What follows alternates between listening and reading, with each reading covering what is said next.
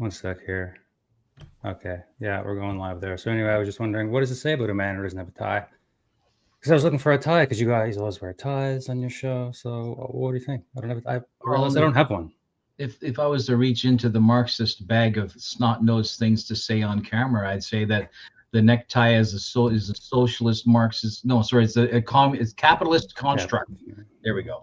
The necktie is a capitalist construct. It is a modern moniker of the noose of capitalism we willingly wear around our neck, et cetera, et cetera, et cetera. Yeah, I guess so. You're starting quite rough, Tim. I'm getting ready for when the Marxists take over, so I can just slide right in and save my neck. Mm-hmm. You guys are two of a group, and I'm just going to show the screen here just for a sec while I explain who my guests are today. As it says in the ad, I think you can see this. I'll go to my profile, scroll down right here. Cerberus at the Improv. That's what you guys call yourself. There's three of you. Yes. As you can see, Payman's not here yet. He's going to be a bit late. So yeah, you guys are political. You're not pundits. What is a pundit? What do you guys do? You talk about politics every Friday night, Canadian politics, right? And now you're here, and that's what we're gonna do. But I would like to learn a little bit about you. I know Andre; he's been on a few times. But Tim, who is Timothy Knight? Let's just start there. I'm a Canadian. I'm angry middle-aged white guy of Judeo-Christian extraction with a heterosexual taste. I like bacon. I like maple syrup, and I like winter on the outside of my house. You're certainly not DEI. Not DEI. Yes. No, you're not DEI. No. Are you running for the PPC party only because Newfoundland? Oh yeah, you're from Newfoundland. Yeah. Say more about that, because my lineage is also Newfoundland. Yeah. Where'd you grow up there? Hmm? Where did you grow up in Newfoundland? Grand Falls, Windsor, around the center of the north coast of the island. Yeah, I'm familiar with it. Okay, well, we're going to talk about politics today, and Andre's here also, and friend of the show, I guess, is what you call. You're always here now, and it's nice to have you back. It's a pleasure to be with you, gentlemen. And with your guys' show, I was talking to Payman about it, and he's sort of the general manager. That's what he kind of like manages the thing. And Andre is a little bit of a satirist, academic, philosopher kind of guy, brings that in. And you follow closely politics, of course. But Timothy, he said you're a little more into history or something. I mean, did I hear him right there? Like, what do you bring? What do you bring to Cerberus? The history and the psychological comparators. I like behavioral psychology is my thing because I'm in marketing. So I look for comparing what we see happening today, juxtapose it against historical similarities, and then look for motivations and psychological motivations. A does B, then how can we expect the people to respond to that? And history tells us how. Well, yeah, geez, that's huge. In my book, that's huge. Yeah. That's massive concept there. Because that's all about it, isn't it? Propaganda, media, politics. It's all media and politics are one entity, isn't it? In some sense. Well, we want to be aware of where we're from, or we won't know where we're being led to. Yeah, it's important. That's important. I wrote down some questions and stuff I thought I would ask you guys, after a little bit of learning about your show and stuff. Give it a good plug there. I mean, Fridays on Twitter and on your guys' individual YouTube channels. It's well, usually we broadcast, and I always advise people to broadcast other people's show, so we have more exposure. So Tim is broadcasting on Facebook. We have a Rumble channel. He created a Rumble channel. I have a YouTube channel because I always say I'm greedy. I'm not paying for StreamYard. So, we try to broadcast as much as possible. And Cerberus was, I think, at the beginning we started to struggle with it. We didn't know where we were going. We were just talking on Telegram.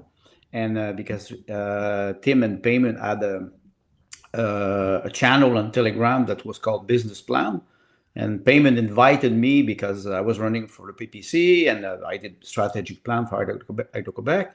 So we started to discuss about business plan, and suddenly we created, I think it's Tim or Payment who created a channel on Telegram, Three Angry Men.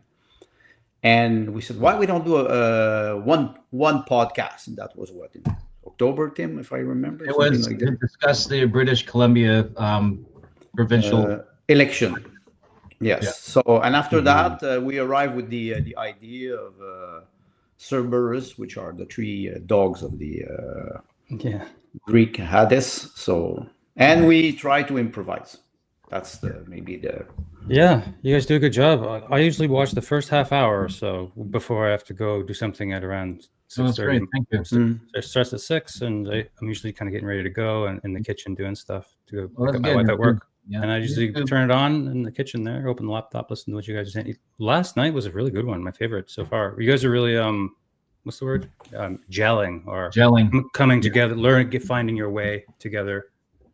I would try myself. I think we're trying to push the boundaries of information and entertainment. We try to mix both concepts, because if you have a 1 hour and 30-minute show, people has to be entertained too. If it's boring, you're only a philosopher. You talk about concept that will not interest nobody. That's why we try to joke a lot. So yeah. I don't podcast by myself. I dabble once in a while, but I'd rather have people around to talk to. And I find I have to just sit there like, this is today in the news. I don't know. Yeah. Okay. Interesting. Cerberus at the Improv. Yeah. Cool. Well, here we are. It's Canada. It's what's the date today? Jesus, where do we begin? There's a lot of stuff.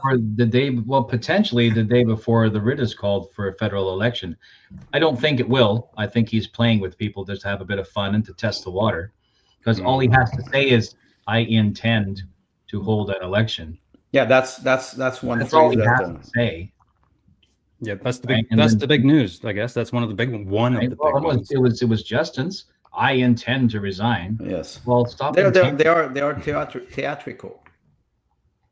It's theater. It's good theater. Yeah. Well, I'm not sure it's good. I think they are lousy actors, but we pay. So since we're paying. At least we might as well watch the show. That's an interesting thing. That's an interesting view, and it's we've already paid the ticket price. At least I should get a show. Well, that's what I told you. I'm greedy. So if I paid for it, even if it is lousy, right? As a matter of fact, it's not true, because one day in Montreal 20 years ago, I went to a play in a theater, and it was $75 with and after 5 minutes, I got out. Oh, really? I went to the bar. It was bullshit. So the show is there. So, well, if you've only paid $5, $75. After 5 minutes, you're probably getting out anyway. Yes. So, but anyway, the show is there. So, and maybe 25 years ago we didn't have podcasts like this. No. Today we no. The technology of video conferencing and to move from the upper echelons of the sales force and the executive act prior to COVID, and what this did for small businesses and societies and organizations during the period of the mandates has revolutionized amateur expression. Yes. Yeah, through COVID, I think that a lot of social media groups, platforms, individuals on Twitter or whatever, Facebook, and also podcasts of all types skyrocketed in popularity, especially around the Freedom Convoy and stuff like that. I started just not long ago, so I'm kind of jumping into really crazy waters. Yeah. Like imagine being a podcaster through the truckers and all that stuff. I wasn't. Were you guys? No, right? Probably not. No. You just have to worry. Just have to be careful that it's a water full of sharks. So. Yeah. Well, luckily I don't monetize, and I have nobody who I have to worry about pulling the plug on. Yes, it's the same thing for me. Yes. I mean, freedom is a broad topic, a broad term, and everybody I think wants it. And if and when you do pick up an audience and a following, just be mindful that what you say can and will be held against you in the kangaroo court of public opinion. And if you know that ahead of time, perhaps the self-censoring becomes, nope, I am going to say it. Yes, exactly. You Right? you do it. Knowing that they will eventually come after you, you say, challenge accepted. Elbows up. Elbows up, or I like, want to. you Okay, know, in put a the pin in duel, that. the duel Elbows you up. Put a take. pin in that because I don't know Yeah. what that means yet, and I'm trying to figure it out. The I zeitgeist is didn't changing know- so fast. There's new Yeah. terms Well, all the time. Elbows up. There's other ones I can't keep track. Yeah, What does that elbows mean? up being Okay, the let's just go into hockey that. term, taking a cheap shot. In Elbow. hockey, but Yeah. there's another. I think it is Tim who brought that. You know, when you boxing, There's the you boxing. keep your elbows Yeah. up. Yeah, Right. But me, because I played hockey, you know, it was elbows same up thing. Yeah. in the corner. I was not always nice when I was playing hockey. Yeah, I never got into hockey as a Canadian. Nope.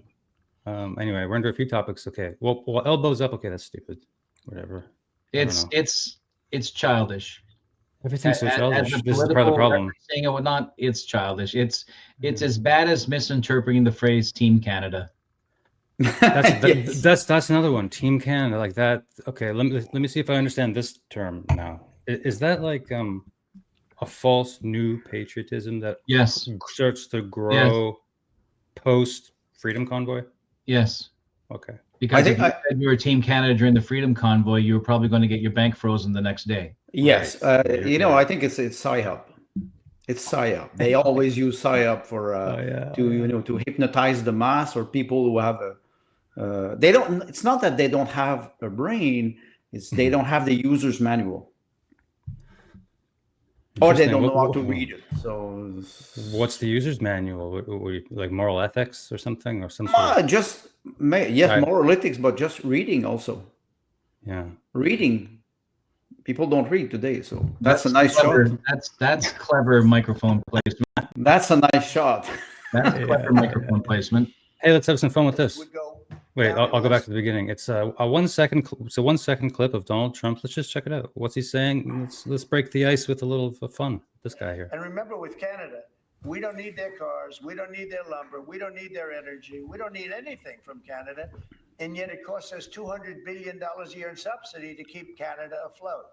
So when I say they should be a state, I mean that. I really mean that, because we can't be expected to carry a country that is right next to us on our border. It would be a great state. It would be a cherished state. The taxes for Canadian citizens would go down in less than half. They don't spend money on military because they think we're going to protect them. There are many things that they do, like icebreakers. They want us to provide icebreakers for them. Oh, that's wonderful. So the Canada, they're very tough traders too. I want to just tell you, all the people, they're tough traders. They trade very tough. And, you know, the expression I use is some people don't have the card. Some people don't have the cards, guys. Canada does not have the cards. What could he possibly mean by that statement? Well, you know, with Trump, it is funny because he has two expressions. It is, it's a great guy. He's a great guy, and it's wonderful. And his vocabulary is quite limited. That's the first thing. Me, I was a business trader, an energy trader. So, and we screwed the United States a couple of times. They didn't like it. So, and that's quite funny. Then, you know, Trump is a master of reality TV. So what he says happens immediately. Then after a couple of hours, you realize that it did not happen. It's tele-reality. It's a show, and he's a showman. So they're not a lot of level of understanding. Yeah, he has applied tariffs 3 times, only he didn't. Yes. Right, and the entire country and its leadership have lost their collective minds 3 times. And if Canada were the marionette, he is currently the puppet master. Yes, and you see, you know, you always say you entangle somebody around your little finger. He's doing it perfectly. Yes. There's a lot of Canadians who are falling for it. Yes. All right, well, let's move on to this little doozy here now. I'm loving this. Every day in Canada, my friends, there's about 10 insane things we just throw into the dumpster fire. Here's a new one. Look at him. Look at this photo. Well, David or Tim or me or anybody who would, if you're a public character, there will always be a photographer who will catch a lousy picture of you.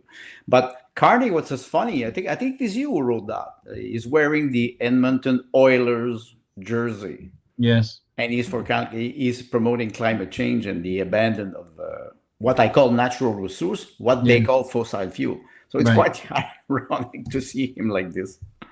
And the other thing, he doesn't know how to skate. Yeah. There's a viral clip of him shooting at the net, at the goal, missing. But I mean, that's fine. Maybe he got a bunch of them in too. So you got to be careful too. Mm-hmm. But I mean, he's an asshole. I believe that strongly for many reasons. Well, I say that he's the City of London's envoy in Canada, working to protect the British pound from the American dollar. Yes, that's a good point. And he's using the 49th parallel as the battlegrounds. Okay, well, you said UK. So this woman here, was she the prime minister? Well, no, she was a former prime minister for 100 days. Yeah. And that was her. Okay. Oh no, come on, Liz Truss. You can laugh at her. She nails it. But now they have Starmer, so it's going down. It's going down the drain. Have you heard this? Have you heard this one, you guys? Yet? What she said yesterday?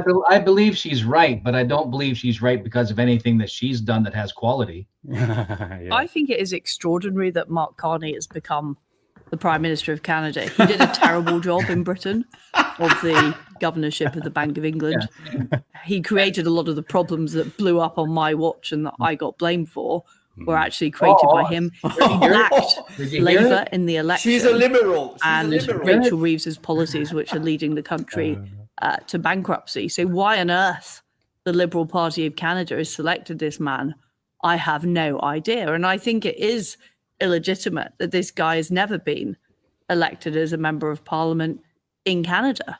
I'm utterly puzzled. Wait a minute. Is that the Canadian? Is that Beck, Glenn Beck? Yeah. The whole show just lost credibility. Yeah, I don't watch him. He's an American, I guess. What would you say? He's an opportunist. Oh, okay. Yeah. Aren't they all? They are, but I just find him super smarmy. A little bit more. It's like the Animal Farm. All animals are equal, but all opportunists are equal, but some are more equal than others. It's to me, Glenn Beck's snake oil smells a little bit more snaky. That's interesting. The only thing I know about him is the No Agenda podcast. They're really huge. They're really good and hilarious guys. Anyway, one of them went on his podcast and they were talking about it one day, and they said the guy who went on the Beck's podcast said it's like a multi-story building. It's like a really fancy, like they're super rich for this thing. It's a crazy place there. Yeah, so maybe you're right. If you're that rich just for your stupid podcast, maybe you are. And I'm okay with that because that is a natural endpoint, so to speak, of the free market. If you succeed, you put in the labor, you put in the effort, you make the expense, you feed the baby, then you deserve proportionate success. I have no problem with that. Yeah, I just think the man himself is a bit on the smarmy side, right? If you have a successful incorporation and you have a lot of people buying your product and you become wealthy and you have a 20-story building, et cetera, good on you. That's the way the system designed, right? But I just don't like him. So Western Standard poll suggests growing support for Alberta sovereignty. What's going on here? Is this going to happen, or is this a really powerful psychological operation? Who's the character on the right? Is it Stephen Guilbeault? That's Guilbeault. That's Guilbeault. That's Guilbeault, but and in my opinion, not remotely related to the topic. I haven't read the article. That happens often, and they put something that is not if you related. wanted to do a comparison of her as the leader of Alberta and the leader should be the leader of Quebec, and what's his name? The leader of Quebec. What do you mean? The Quebec premier. Oh, François Legault. Right. So if you're going to talk about Western, okay. Then it should be apples to apples. Guilbeault is the gadfly. That's his role. His role is to be an ass. It would be interesting because Guilbeault was arrested, I think, 15 years ago when he was with Greenpeace, and he had an orange suit. So we could call him the Canadian Orange Man.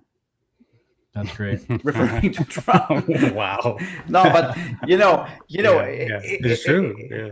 It's quite funny to see, you know, the performative ideology. Everything is a show. If you don't step back a little bit, try to think what is happening, what they want to tell you.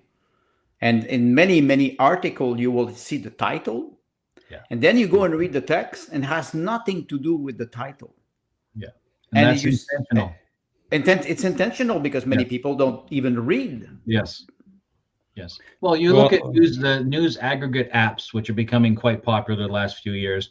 It's where the news aggregate app is you are scrolling through a number of photos and headlines, and the headlines are no longer what we grew up with, where it's like 3 or 4 words.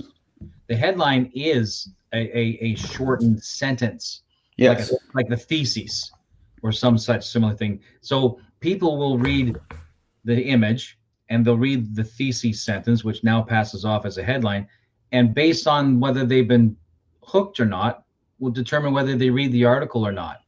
So as an editor, I don't need you reading the article. I need you clicking on the image. I need you clicking on the text. Yeah, because the article is supplementary. Yes, I was thinking, because first of all, this poll was commissioned by an independent journalist, Rachel Parker. We don't know who that is. You could go find out. Right. 30, and then they come up with the stats: 36% of this, 20% of that. It's like, okay, immediately now I have to do more research. Do we trust the news? After everything that's happened in the last 5 years in Canada, I do not trust any news almost at this point. You know, there's a concept. One of my literature teacher wrote a book about. The title was Google Gulag. And he was referring, yes, no, that's a very interesting book. And he was referring to the Wikipedia culture. Right. You go on Wikipedia and you go on a topic, and you will be able to post as an ordinary person. You will be able to post, and you will be able to challenge, let's say, a scientist in astrophysics, and you will be able to debate with him and contradict him, even if you're total ignorant. The horizontal knowledge, and the Google Gulag is that you're stuck and you start to debate with people, and you don't have the level of the intellectual level to debate with them. But because of this, what we call democratic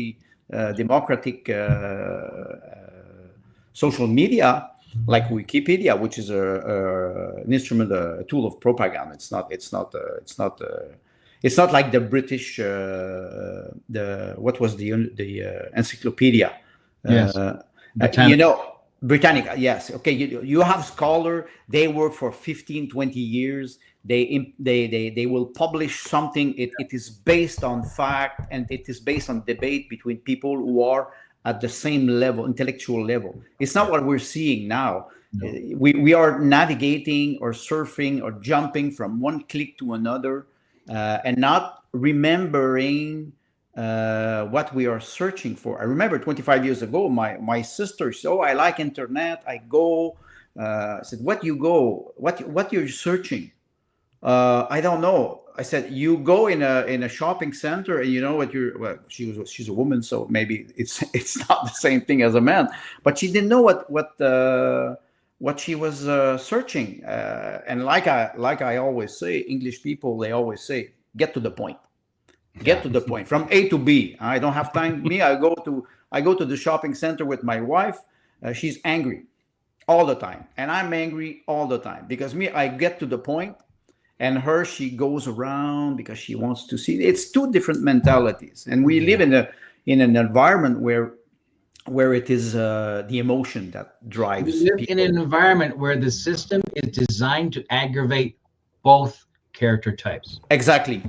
Right? So no wonder guys are saying, "I'll never understand women," and women are saying, "I'll never understand men." Because the system is satisfied to maintain that agitation. Yes, antagonism.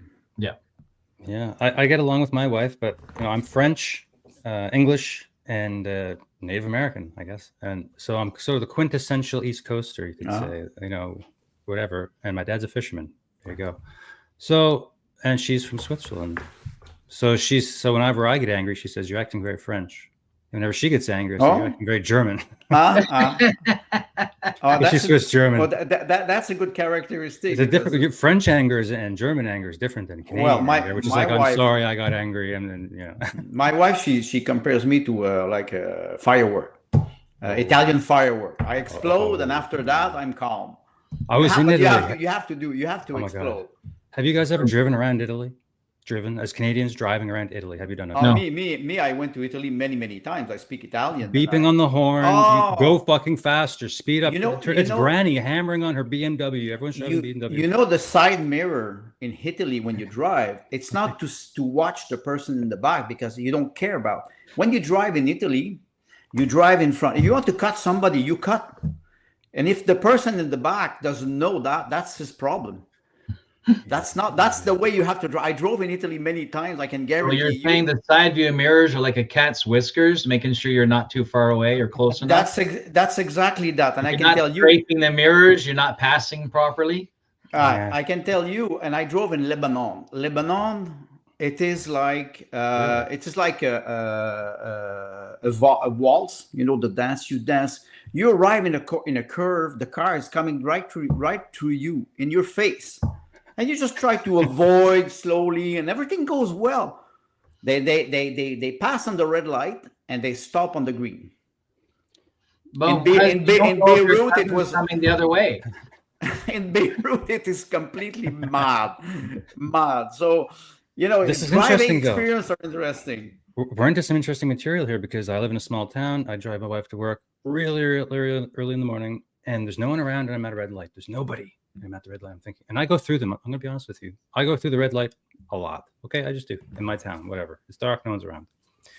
Well, now you know how the officer is going to pick up their quota for tickets at the end of the month. I know. It's sketchy these days, right? In this box of donuts and wait.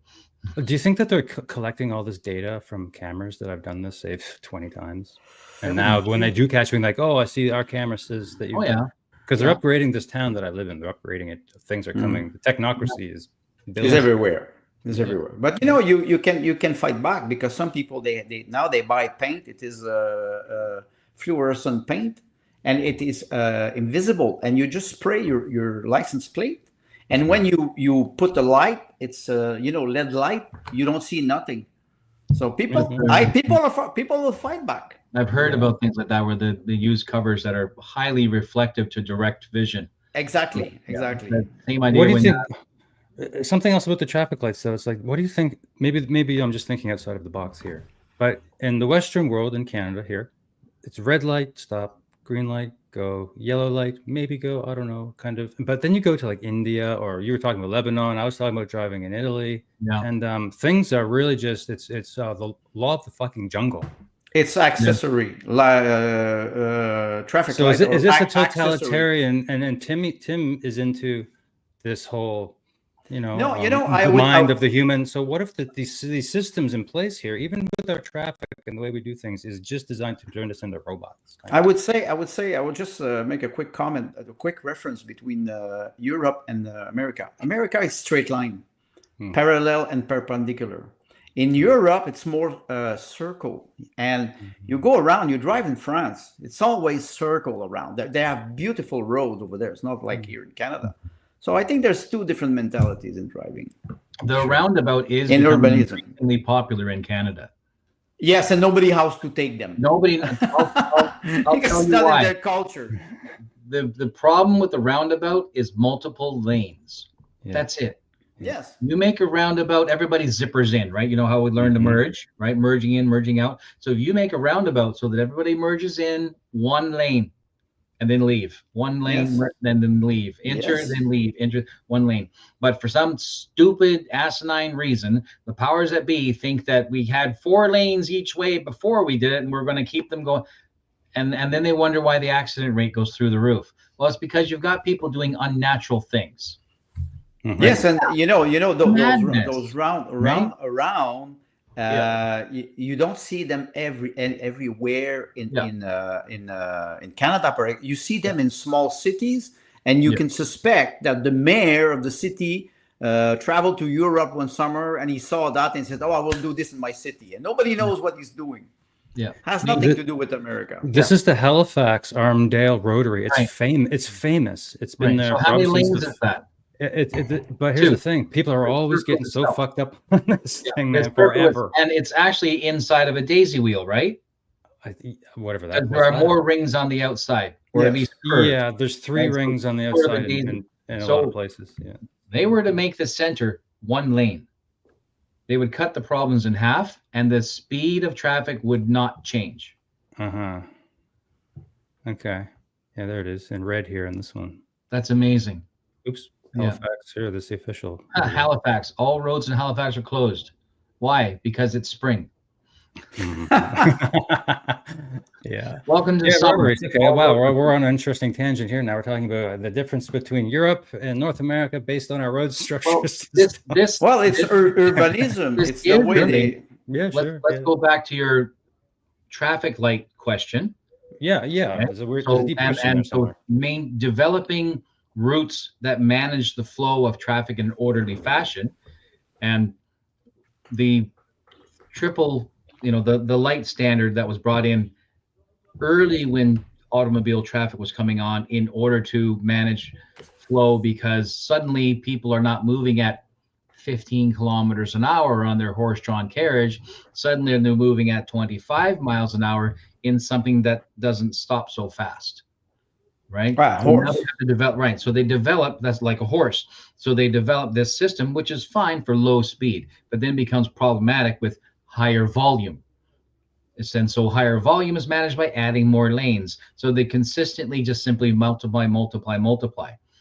Your question of, are these traffic control systems means of modifying our behavior and making us more compliant to instruction?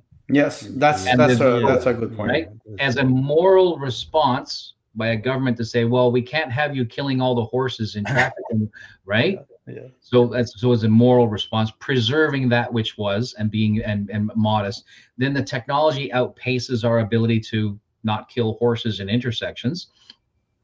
Now we're at a point where we can put a camera at a red light, and we don't have to put an officer out there with his white gloves in traffic.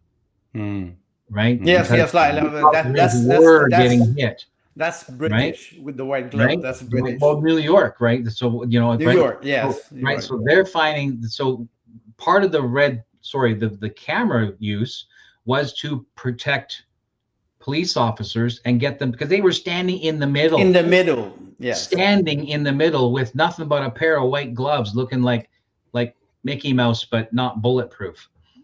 So, right. But over time, evil men or opportunists, let's just put it that way, opportunists will take advantage of existing technologies and repurpose them for their own devices. So the beauty of a red light is now I can put a camera on it and I can take a photo of your license plate when you speed through a red light. But now I have the authority with freedom of information and privacy, etc. Is not only now can I pull up all your and learn all about your social media, and I can get your bank information, et cetera, et cetera.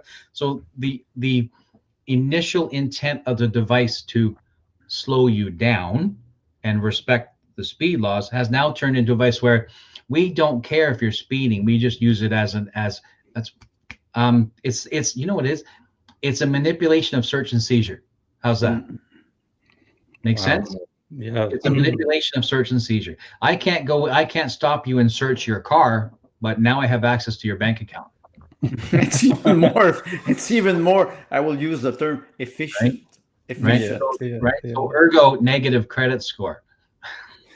Well, there you go. You've linked it all to, okay, here we go. It's all connected. Hello, Payman. Welcome to the broadcast. Hey, David. Sorry for being late. Hey, you're wearing the same shirt you wore half an hour ago. I sleep in this shirt. That's right. Okay, yeah, all 3 of you. Okay, Cerberus at the Improv. I've already talked about the show. We're talking politics, Payman, and everyone knows you. You've been on the show before. But you're running for a federal seat in the House of Parliament. Is that right? Correct. Well, let me ask you this. Let's say that you get that wish and you do go to the Parliament and you see something like this. I'm going to share the screen. I thought when all 3 of you guys are here, I would play this short video from Halifax, near where I live. I live in Nova Scotia. but I don't live in Halifax. Thank goodness. Share screen.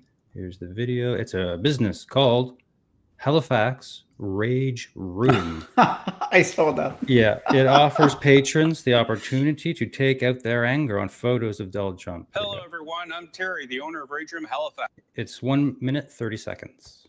and we're offering a promotion until the tariffs are ending called Reverse the Tariffs, Smash the Tariffs. We offer 25% off all extras that we sell, whether it's household items or electronics, glass. And of course, all of our packages come with a free picture of Donald Trump.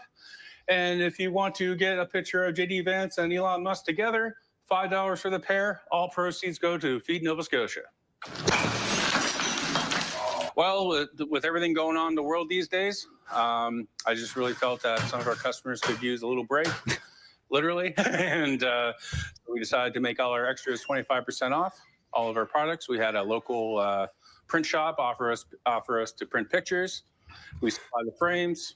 We've had a lot of positive response with the pictures. People come in, they see the picture of Trump. Most people grab it, want to smash it. At the end of the day, we're entertainment. We say that right from the start. We're entertainment. We're not promoting hate. We're not promoting violence. We are just doing a reverse tariff. That's not violent. In conjunction with the tariffs that the Americans are playing on us. Reverse People tariff. are coming in. They're loving this idea. They're happily taking pictures. So I mean, you get a few that don't, but whatever. It's not what we're trying to promote. We're just, the biggest thing of all is that we're giving people 25% off the extras that they purchase when they come here. We're going to offer this until we either run out of frames or until the tariffs end. Okay, I've heard enough. Anyway, basically, you can bring stuff there and smash it, I guess, or buy stuff. You see all the tea kettles, lamps, you can buy a big box of stuff and smash it, I guess. And now they're adding this thing. So I don't know. You guys, help me. I don't know. This culture is strange, right? I just want to say, well, say three things real quick. One, welcome to free enterprise. Yeah, Good for him. Yeah. Good for him. Two, George Orwell's 2 Minutes of Rage. Right? Yes. Right. And Yeah. three, waiting for health and safety to shut them down. Me, I would have a question for payment. Let's say payment, we will have an electoral campaign. You're elected as an MP.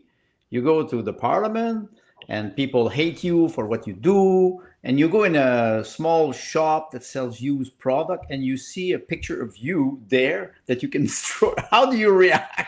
Can imagine Trump, or I'm sure Elon Musk will not go there, but you can imagine you go in a shop like this and you see people smashing your picture.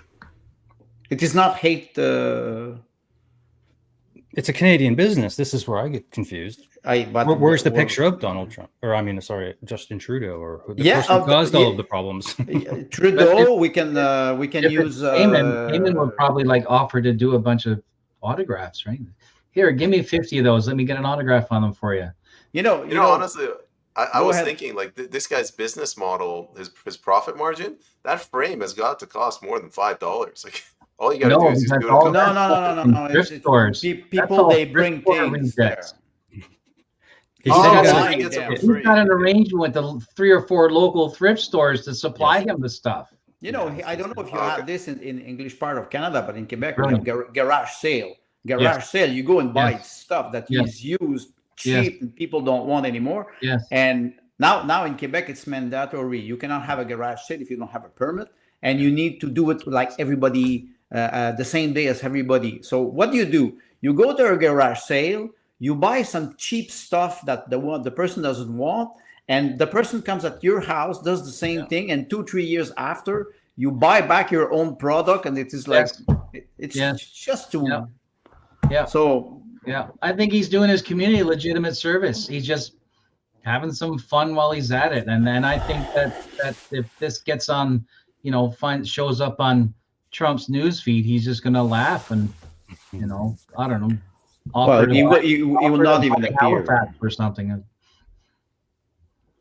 I think it's great. Well, that's Canadian. That's Canadian culture.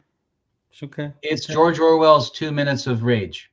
Okay, because now they're vandalizing Tesla in Quebec. Everywhere. On the issue of Teslas, I remember when I was in school, once every year they would bring a car in as a fundraiser. You pay $5 and they give you a bat and you can swing away at it. But there was nothing political about it. It was just a fundraiser. And there's no picture. Yeah, there's no picture. They didn't have a picture of the Queen or the Prime Minister on the car. Nobody's painting swastikas on it.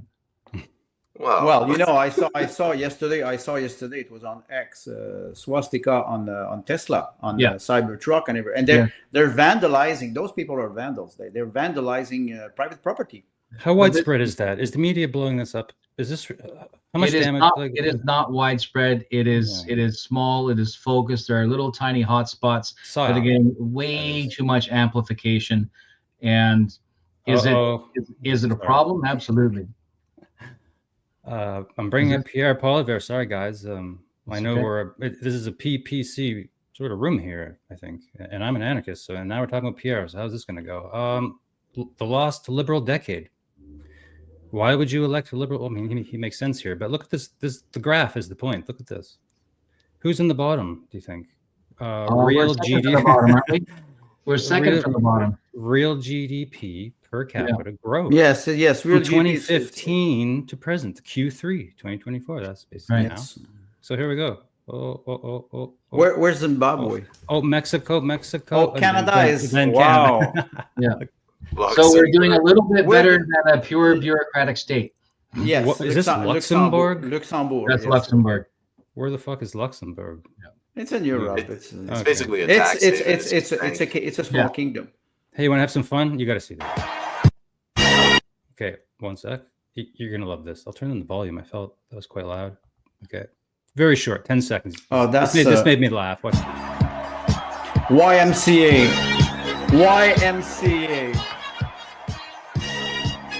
Watch this. Wait for it.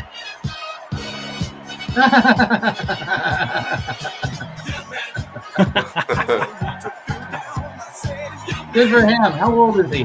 Like 18 or something?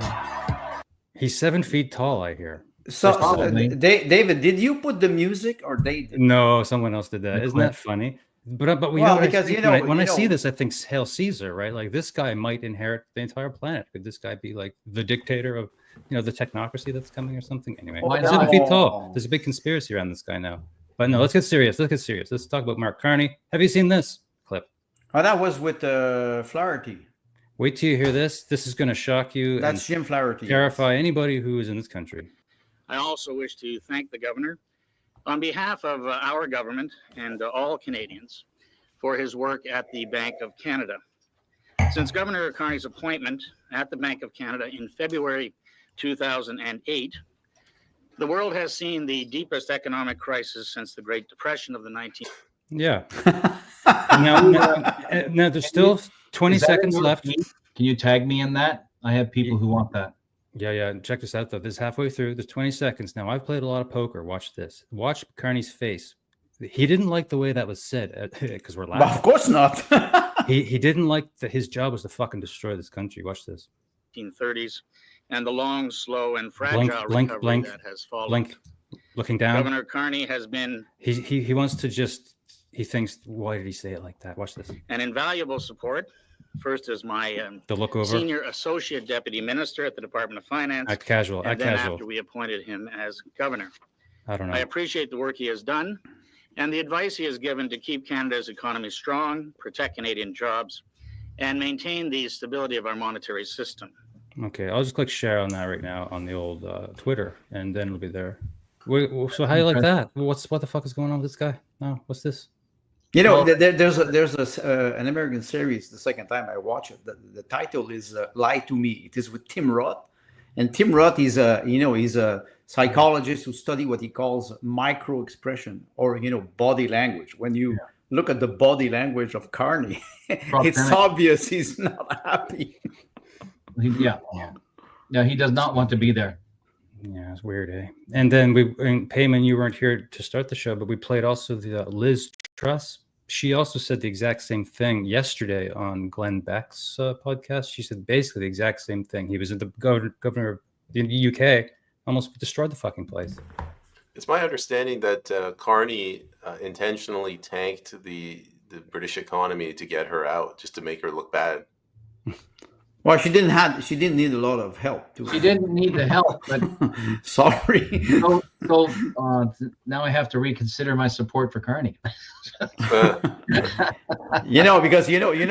Liz Truss, she declared because she was Prime Minister of Great Britain when Russia started the special military operation, and she said we should nuke Russia first. So but coming from a blonde woman, I not expect more. By the way, my wife is blonde. My wife. I love her. I love women. So just to make sure that people will not consider like I'm part of a French minority. You're French. You say how it is. I'm 1/3 French, so I'm allowed to say that. I know how the French are. we that's the thing. Okay. Wow. I have more questions. Anyway, we open our mouth and we say things. Jesus. But anyway, I don't know. Do we have to talk about Carney the whole time? No. Do we? No. I mean, he's saying things. Well, okay, let's talk about this. Zelensky's coming back in June to the parliament. This year? Yes. Will he still be alive? Will he still be alive? He's invited to the G7, yeah. Oh, I guess I shouldn't say he's coming to the parliament. I'm not sure. Coming to Canada. He's coming to Canada in June. Yeah, this is the latest. Canada will still exist, or it will be the 51st state. Yeah. Well, there's a lot of things that can happen in 2 months, 3 months. 51st through 64th, right? Yeah. I had another Zelensky comes back, and then we have the Syrian ISIS general.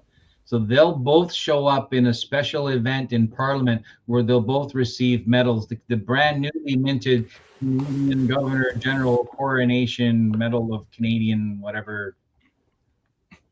Can we record that live from coast to coast? Right. Well, and force people half an hour later in Newfoundland. Sorry. He's in Finland right now, and they're doing what they did in Canada. Look. In Finland? I'm sorry. Is Zelensky still president? Like, have they held elections? No. He's not legitimate, but he's there. He's not president. So he's not legitimate. He's not. But like Carney. No, okay, fine. I get the irony of a Canadian asking this, but what is the official designation of Ukraine? Is it a military junta? What are they? Oh, you will open the Pandora box here. Did you say junta? Junta. It's an appropriate word. So Finland is losing their mind in support of Ukraine because they're afraid of Russia for different reasons. I'm just not seeing any SS 80-year-old Nazis. That's my problem. I'm trying to find them. That's because are they in the room here, or where's the 80-year-old SS Nazis? Where are they? Only in Canada that happens, right? So what you're looking at is their 45-year-old grandsons. Oh, yeah. Ooh, well, rabbit hole. In Finland. Yeah. I have a hypothesis. I think they're poisoning the water of the well. Finland?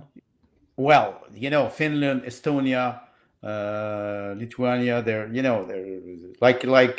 we always make jokes with my wife. They're chihuahuas. They have no political power whatsoever. Yeah. Just look at the Prime Minister of Estonia. How she's completely hysteric about what is happening. Yeah, but aren't those the families that continuously tried to push on the Western Rus and kept getting their asses handed to them? Yes, exactly. That's what right? I refer to. Right. So the Estonia and Lithuania region, St. Petersburg, right in that area. Yes. Fighting with the Rus in the 1500s. Yes. And getting their butts handed back to them. Always. There's a little part of sadomasochism in that, and I discovered something about. I'm a reader of Leopold von Sacher-Masoch, which is he was a doctor, but Leopold von Sacher-Masoch wrote a lot of novels, and it is the origin of the word masochism. And Leopold von Sacher, I know what he's talking about. And he was born in Ukraine. He was born in Kiev. So you have this tendency of people who wants to have their ass beaten. Kiev is the first Russian capital. Yes, Kiev is the first Russian, the Rus of Kiev. But you will have historian who will disagree, they will fight. But I, if you refer to Estonia, all those countries, pre-Baltic Republic, they are part of a 1,000-year turmoil. Same thing with Poland. Then the solution is simple: reunite Prussia and be done with it. Well, now we're talking more about Europe than we're talking about Canada. Well, but maybe we will be part of because, the European Union. We're jumping from Carney right to globalism. I mean, come on. But it's what's going on in northwestern Carney Europe is a European, basically. Is very much relevant to Canada, because Canada has been busy diplomatically sucking at the teat of Western Europe and the EU for the last 3 or 4 years. Right? It's especially since, starting to throw some real serious money at the Ukraine. The only way that they want wait, let me back up.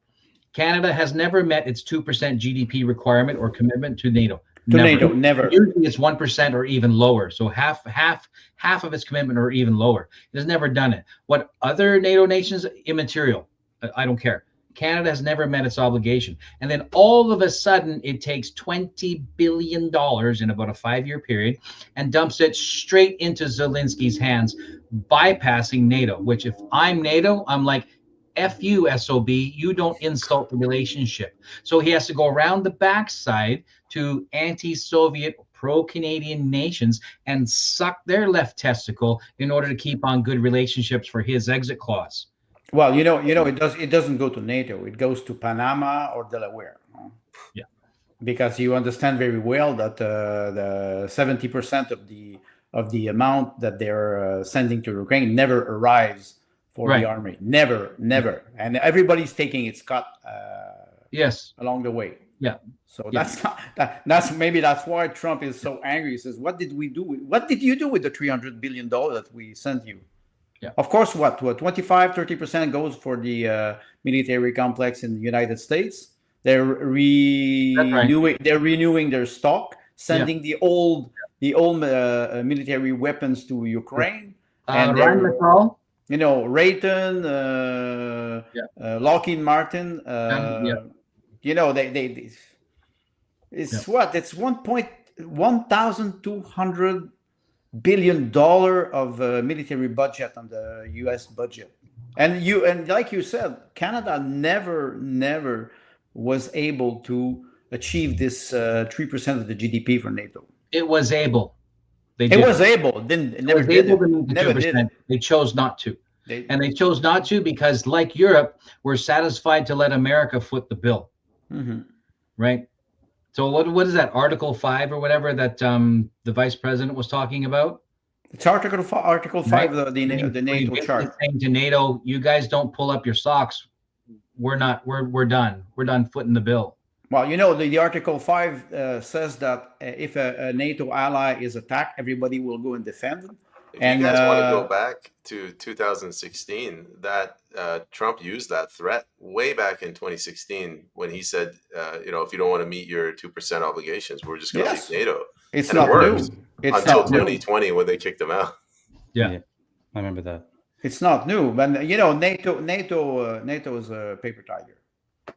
Meanwhile, NATO is it was supposed to be a defensive alliance. Oh, fuck Ukraine. Okay. Meanwhile, in Canada, we got this happening. This New Brunswick premier? This guy, I don't know who this guy is, but he's a New Brunswick premier, I bet. This is an NDP guy. He's a big guy, Charlie Angus.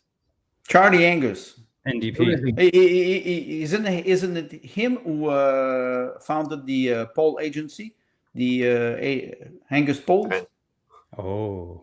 Yeah, he's a big player in Canadian politics. I think it is him who founded the polling agency.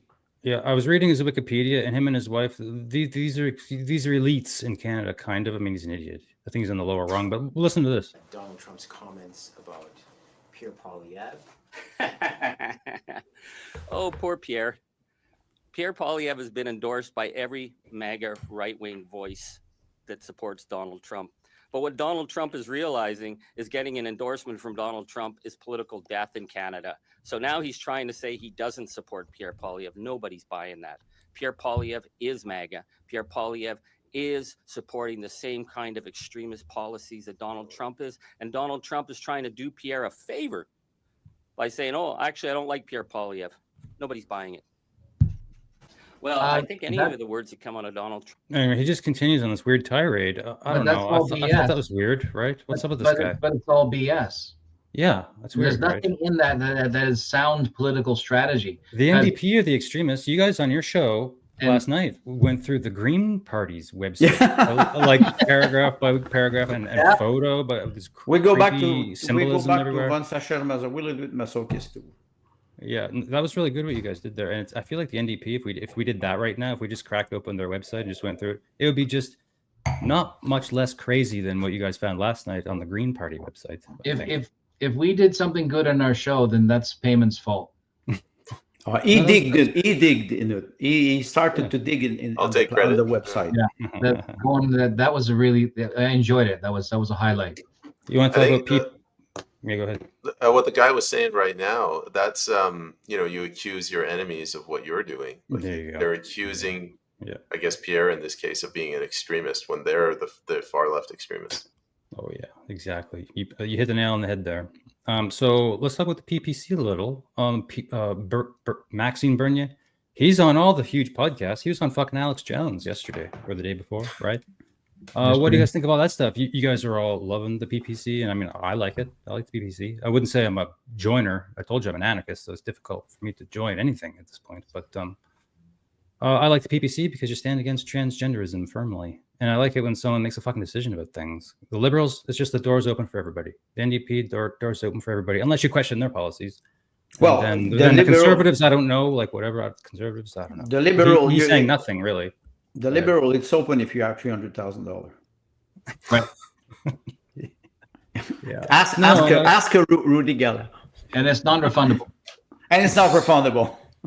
But anyway, PPC, what, 3% of Canada's voting? That's what's depending. Is this going to help? Do you think this is going to when the polls are being honest that the People's Party of Canada actually exists, they're pushing 2 to 3-ish%. The truth is, it's closer to 8%. Mm-hmm. So every now and then you'll see a poll come out, and you're like, "Hey, wait a minute! There's like 5% missing somewhere," and you're looking for a deviation somewhere between the Liberals and the Conservatives, but you're actually finding the deviation is a loss of Liberals and a loss of NDP. So what I'm finding when I do the research and I check the numbers is the People's Party of Canada moving from a populist approach back to straight up good governance is drawing moderates from the other parties. But the pollsters will not report that. Mm-hmm. 2.53 million subscribers to this podcast with this guy here where he is. He was there on that show yesterday or the day before, just on YouTube. I don't know about his other channels. 2.5 million subscribers on YouTube. So how many Maxime Bernier is like, holy shit, the Americans want to know what the fuck is going on in this country. And you know what I think? That's a bad sign. It's a bad sign that the rest of the world wants to know what's going on in Canada because it means it's a dumpster fire. Well, no one cared before because we were just up here being cold and no one not bothering anybody. It's quite funny because sometimes you bring a product from the west part of Canada to the east part of Canada, and it's more easy for truck drivers to go through the United States because the roads are better. So Maxime Bernier has to go to the United States to bring message to Canadian because mainstream media don't give him no exposure at all. It's zero. And Tim was referring to polling agency. They are manipulating the polls. Look at Léger, who's from Quebec. They manipulate the poll, and the Bloc is always higher, and the Conservative Party are always lower. And now the Liberal will win the majority government. So they're manipulating the polls all the time. It's not who's going to win this election? Like, is there going to be a freaking election in Canada, like literally tomorrow? Or well, Timothy has a theory that they're playing games with us. It's not going to happen. Is that right? I think will the Conservatives win? Is what I want to know what you guys think. Oh, go ahead. Sorry. Usually when I make a prediction, I'm wrong, but maybe you can use that as a bellwether. I think tomorrow he's going to basically say, "I intend to hold an election." And if he says anything more definite, it will be, "I intend to hold an election within the legal framework, which we have 2 laws that manage that timeline. And if he's a little bit more definite, he may say 2025, or he may straight up say 2026, which I don't think he will say. The shorter we are to an election, the more likely the Conservatives are to win. The longer we are to an election, the more likely Canadians are to become apathetic again. And Andre speaks to this directly about the first year in rule, do all the hard, ugly stuff first. That's Machiavelli. That's Machiavelli. Yes. Right. So that when you get into the second year, people will have forgotten about it, become complacent again, where apathy is reinforced. There's propaganda going so hard to make the Liberals win. And I thought this right when that 51st state started. Donald Trump is just playing along with some other weird agenda. He doesn't think that this is serious. I don't think he's playing games with us. No. And also, here's the thing. The 51st state narrative, this is what I thought from day one, and I still pretty much do think it, that it's all designed to make the Conservatives look bad and the PPC look even worse. And, oh, the right wing is coming to North America. Oh. And just push that kind of ideology into the culture at large and swing the middle voters towards the left. I mean, I don't know. Am I thinking just crazy thinking here? Or is it we should join America? I mean, what side do you want to take? I'm Canadian. I have nothing else to add. Like, you know, if that doesn't say everything that needs to be said as a Canadian, I am Canadian. What Trump is doing, I think, is a brilliant piece of negotiation. It is correct to observe that degree of coverage, and it has gotten even less. There are 343 districts in Canada, so there will be 343 members of Parliament. Name any of the unknowns, or those returning candidates, or those first-time candidates for the People's Party of Canada who've gotten a single minute's worth of airtime on the news. Okay. It has not yet happened, and I'll excuse that because the writ has not been dropped. But when the writ is dropped, how much can we anticipate that the Main Street media will cover the other 342 People's Party of Canada candidates? In September 2024, there was a by-election in Quebec, in La Salle Villemort. And Radio-Canada in French had an interview with the independent candidate and never invited a PPC candidate. You can understand. And it, you know, so this is incredible. That's Stalin's picture. Right, we talked about that. Was Stalin had the guy who was his friend just off his shoulder in the old photo, and then they had him killed or sent to the gulag, and had him erased from the photo. Well, the media is doing the same thing with the People's Party of Canada candidates. You know, it reminds me also of Agatha Christie, and then there's none, and then there were none, and then there were none. Yeah. Yeah, I threw up a quick photo on the screen here just because it kind of plays into our conversation. Because if you want to join the United States, some people say there's reasons why. Because bad things about Canada. Pick your bad thing. One of them is that we're owned by the king and we're owned by the queen and so whatever. I don't know. I don't know the minutia of all that stuff. That somehow we are still England, whatever. Well, you want to join the United States? Say like this. Trump kind of agrees to be an associate member of the actual Commonwealth. So leaving the Commonwealth, well, we already are. Commonwealth. I mean, that's fine. That's Trump who said that. I guess the Daily Mail. I don't know. Who knows? The Daily Mail. The United States is an associate member, like by nature of NATO, by nature of sharing the same pond, you know, by nature of sharing the same language, et cetera, et cetera, et cetera. Well, this is, if indeed Trump said this, he's having a bit of a joke. Well, Tim, this when you say same language or same intel, maybe it's MI6 and CIA behind. And don't forget one thing. I told you. I said Trump has a limited vocabulary. This guy is incredible. He's wonderful. Everybody's wonderful with him. Zelensky is wonderful. Yeah. Well, sometimes. Putin is wonderful. Macron is wonderful. If there's his business, husband is wonderful. yeah, sure. Everyone's doing business. Everyone's making money, and who cares? Yeah. Whatever. Yeah. So I just want to jump in here and say something. Sure. We were talking about the media, Max going on Alex Jones. It's astounding the difference between U.S. media, which is private-ish. I know it's centralized, but it's private, and Canadian media, which is 100% centralized. Like everything we have here, state media, directly or indirectly. And just watching Alex Jones, the way he worked, like he was trying to offer solutions. Here are the problems. Here's how we get through this. This is how Canada can achieve more freedom. This is how Canada can work with America. If you look at Canadian media, it's kind of like, don't split the vote. Oh my God, we're in a really bad situation. Don't even think about voting PPC. And the reason is because the People's Party represents a lot of that, like that reform, the decentralized government that Donald Trump pursued. So by attacking Donald Trump and saying he's evil incarnate, what they're saying is all his ideas are evil. So in Canada, let's stick with the status quo. Well, I think they should rename the CBC the Pravda. Yeah. Because it's like you mentioned, payment. It's states propaganda. Yeah. Not complicated. But like Pravda is so far removed from people's minds. It's, decades ago. I say compare it to the Islamic Republic of Iran right now. That the Iran controls their media. Canada controls their media. How are we? Yes.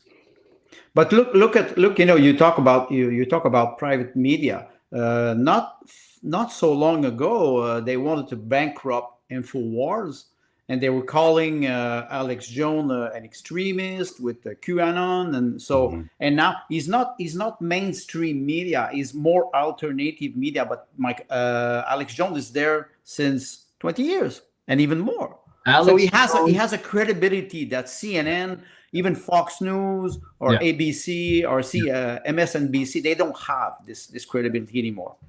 Alex Jones. Let's watch 30 seconds of this. I haven't seen any of this yet. I just want to see it for myself. Let's 30 seconds. We are importing cheap labor. And just randomly, 17 minutes in. Let's just. We are importing cheap laborers actually in Canada. And both traditional political parties, liberals and conservative, are okay with that. They're working for big corporations and they're not working for Canadians. So that's why people, are very happy when we did, and they're very happy right now because we are there doing that fight that Poilievre and Carney won't do for Canadians. Okay, so he's fighting the good fight there. I'll tell you what I like about him. He seems like he's French, so he's really intense and passionate about what he says, and I'm partly French, as I said, so I can say those things in this woke country. Jesus, you gotta be careful what you say all the time. Anyway. No, he seems very he tightens up, in an intense way. And I kind of read that as body language, like he's fucking serious about something. There's Fabian socialists running this country and destroying it. Fabian socialist, it's not an oxymoron.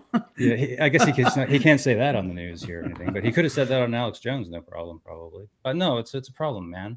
Freedom of speech in the United States. First Amendment. We don't have this here. Yeah. Yeah, and the Fabians were all into sexology in the 1800s and all that stuff, and very sneaky propaganda, and well, like I always say, psychological control. Yeah, you control the emotion of people. You control them. Mm-hmm. Something else that was different in that interview, and this is the reason that I don't want to single people out, but any candidates, specifically leaders of political parties in Canada, can't go to the U.S. media. Because unless it's the Daily Show or something with Jon Stewart, they don't ask serious questions like immigration and inflation and carbon tax. Maxime Bernier, for you love him or hate him, he's very authentic, he's very honest, and he'll give you his honest opinion. Before this, I was on another interview that the person told me that none of the big parties are sending any of their candidates their way. Just Me, Jamie, she has a X space where she interviews political candidates. None of the liberals, none of the conservatives are sending anyone their way because they want to control the messaging. Yeah, the interview is organized. Yeah. You cannot ask hard question. Yeah. Well, let's listen to this. I got one more little thing here. for us to enjoy together. Mark Carney, boy, oh boy, he's a real talker, isn't he? He's been talking a lot lately, and I told you, I'm an anarchist. I don't really even watch these guys. As soon as Mark Carney won, I was like, I don't even care. Whatever he's saying, it's just going to just irritate me more. But it's interesting juxtaposition before I play this little video. What's in his left hand? Oh, good question. Could be. It's a pen. It looks like a pen. Yeah, that's Okay, a pen. like a pen. But you said something about he talks a lot, but in Quebec he's rising in the poll, but he has so hard time speaking French. I don't understand what is happening. They don't. Maybe it's I always make jokes. Now you want to make a French Canadian band or be afraid. You start to speak to them in English. Yeah, they will be afraid. And he's rising in the poll in Quebec, and he barely has problem speaking French. The thing that I noticed between him and Justin Trudeau is this. Justin Trudeau will talk about your teeth, getting your teeth cleaned, and also talk about your child care, $10 per month, whatever that was. He would say pride parade, or pride stuff. Climate change is real. Good jobs for middle class Canadians. Yeah, he would repeat these kinds of things that really are things for women and children. Yeah. There were platitudes, sure, but they represented people on the ground. You're like, oh wow, whatever. But Carney, he's like, no, we're going to rearm Europe. We're going to reindustrialize, but also deindustrialize somehow. He wants to do both. He needs to deindustrialize with what we call fossil fuel companies who will not comply, and then reindustrialize with windmill and. There you go. Well, if you have a hypersonic or ballistic missile that is supplied with solar panel, it will not go very far. It appears that the election reform may be no more elections. Yeah, Peter Biker has a comment there. AI will vote for you. Vote for me, yes. Yeah. Well, here's the thing. Mark Carney is an arsehole. Justin Trudeau is an idiot. It's like, oh my God, he's such an idiot. You can't even listen to him. But this guy, it's like, he's a really rude asshole, and I don't like to listen to him. So it's different. We have a different man here now. This is a fucking Luciferian, in my opinion. Let's listen to this little clip. Prime Minister, thanks for taking my question, and welcome to Edmonton. And James from the Western Standard. You recently... Sorry about the microphone. Yeah, no problem. I'm a pretty tall guy. You have not been elected in a federal election yet. And you recently flew to Europe on government wide-body jet at the expense of at least $500,000. So the question I have for you today, and maybe I'll say this before I ask the question, these people around you all paid for that flight, and you've not been elected yet. So will you commit to refunding these taxpayers for that flight? And now it's cut off here on the actual. Yeah, it continues. I like this. I like his face. Oh, it gets better. But in the background, you can't see it here, but there's 3 construction workers, right, for the shop, of course.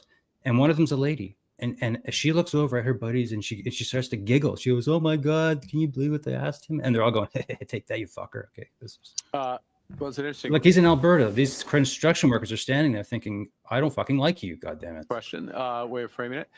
Look, and I'm going to go back to I'm going to allude to the question that was asked previously by Mr. Staples from the Journal and the situation that we're in as a country, which is we are in an economic crisis that's brought on. Sorry, I'm going to answer the question. Brought on by the tariffs that have been put on Canada, actual and prospective. One of the challenges. The economic crisis was brought on by former Prime Minister Justin Trudeau. And you were his advisor. I think you would find. I think you would did not create that problem. I certainly. Hey, nobody in Canada created that problem. Nobody in Canada created that problem. The U.S. government has decided to put tariffs on all of its closest allies. All of its closest allies. I wouldn't for a moment suggest that anyone in Canada is the cause of this. What our responsibility is to take action to react to a different world that we're in. And part of the way we do that is we build out new partnerships new opportunities, including opportunities. And I'm going to give you a specific one, and then I don't know if you have one more follow-up, but I'll give you a specific example that goes to my previous answer, something I also discussed with the Premier this morning, which is Canada has many advantages, and one of them is in critical metals and minerals. One of the issues is how are we going to develop the trade routes and the trade corridors rapidly in order to export those critical metals and minerals? And who are our clients for that? Who are our customers? Do we only have one customer to the south of us, the customer that's attacking us, that doesn't respect the trade agreements that they signed? Or should we develop new customers in Europe? What's required, if I may, what's required for those new customers is to build out trade corridors and infrastructure, including what I referenced in my previous answer and discussed with the Premier, is the potential to go north, go to new deep water ports. Churchill is an example, Gray's Point in Nunavut as another. And that creates a whole new set of opportunities for Albertans as a whole, for people across the country, for these hardworking people around me and those like them in the trades. And that's what my job is. I'll take that as a no then. No, you'll take that as a very comprehensive answer to your question. Oh, snap. Can I just say something? Yeah. He's saying that 41 million people, Canadian, nobody is accountable for $1.3 trillion of debt. Is this what he's saying? There's no accountability? The only thing that I see now, I will just finish. The only thing that I see now is during Soviet Union, the Bolshevik were accountable for nothing. Nothing. And it is astonishing how he's answered. First of all, and he's full of contempt, this man. Full of contempt. I know, an asshole, eh? They did the same thing during COVID when the Ukraine war broke out. The Liberal Party messaging was, this is a once-in-a-lifetime pandemic. China's supply routes have been stretched, and the invasion of Ukraine, that's why we have inflation. I'm not kidding you. That was literally in a Liberal Party newsletter. Yes. So now they've just switched it over to the tariffs. They caused all of our problems. Like I always say, they changed the SIM card in the brain of people. That's it. That's simple. But the level of contempt of this man is disgusting.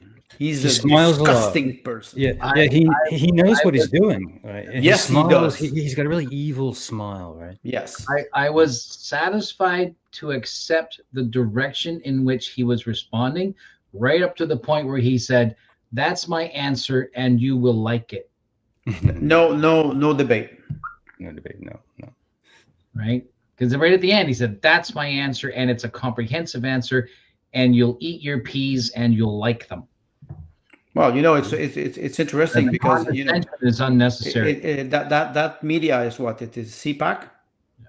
So they don't like CPAC. They don't like True North. They don't like Rebel News. Well, that reporter was from Western Standard. Okay, right? But still, which is a more conservative-minded online news entity. I don't think the question was a useful question, but. Like, are you going to repay the Canadians? I'm sorry, but this isn't the was it Canada Tax Federation people? That's small fish, right? Small fish. I think it's a small fish question, and we're in a big fish situation. Yes. So we need our news pundits on the right to bring their A game.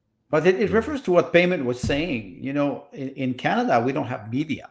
It does not exist because there's no serious question. You have to go to United States to be able to express something serious about what we would call economic war or economic conflict between two great allies, I would say Canada and United States. Mm-hmm. It's amazing. Anyway, I was inspired to put something on the screen here. That's Stalin. Stalin. 5 minutes and no one wants to stop clapping. And our struggle for the bright future of humanity. And our struggle against war. And in our struggle for the perseverance of peace. Anyway, This could be Justin Trudeau. I mean, nothing ever fucking changes with these people. Well, the big difference between Trudeau, There it and is. Stalin This is was the 5-minute clap, right? Yeah, this is the thing, and this is the thing. If whoever stops clapping first will fucking disappear. They disappear in the gulag. Yeah. That's it. Yes. You will fall down. Whoever falls down on the floor first, then maybe then you can stop. Okay, fine. It's not a joke. This stuff, and this is socialism at its final bitter end. No, it was just 1 year before Stalin died, or was this is his final speech. I think it was suicide, like Epstein. Yeah. You have some similarities. Like we could go to who perpetrated the suicide. And when I watch the Canadian Parliament, they're all on their cell phones. The Liberal bench in particular, they're not. They're all dressed weirdly. So maybe when the kids go to school, they shouldn't be allowed to have their cell phones in class. No, but they can have a sex reassignment surgery. They can. No, I'm talking about our members of Parliament. No, right. If you're a member of Parliament and you're sitting in session, turn your damn phone off. Well, I think you remember the picture of a member of Parliament with high heel shoes. Oh, Larry Brock, I think his name was. Yes. Was it a joke, or was it Actually, it was my MP as well. That was Pink Shoe Day or something like that. What? Okay, explain. Yeah, it was just I can't remember. Wait, was it Doug Ford? Larry Brock wears shoes, pink shoes. Was it Larry Brock, Patrick Weiler, and a whole bunch of wearing pink high-heeled shoes.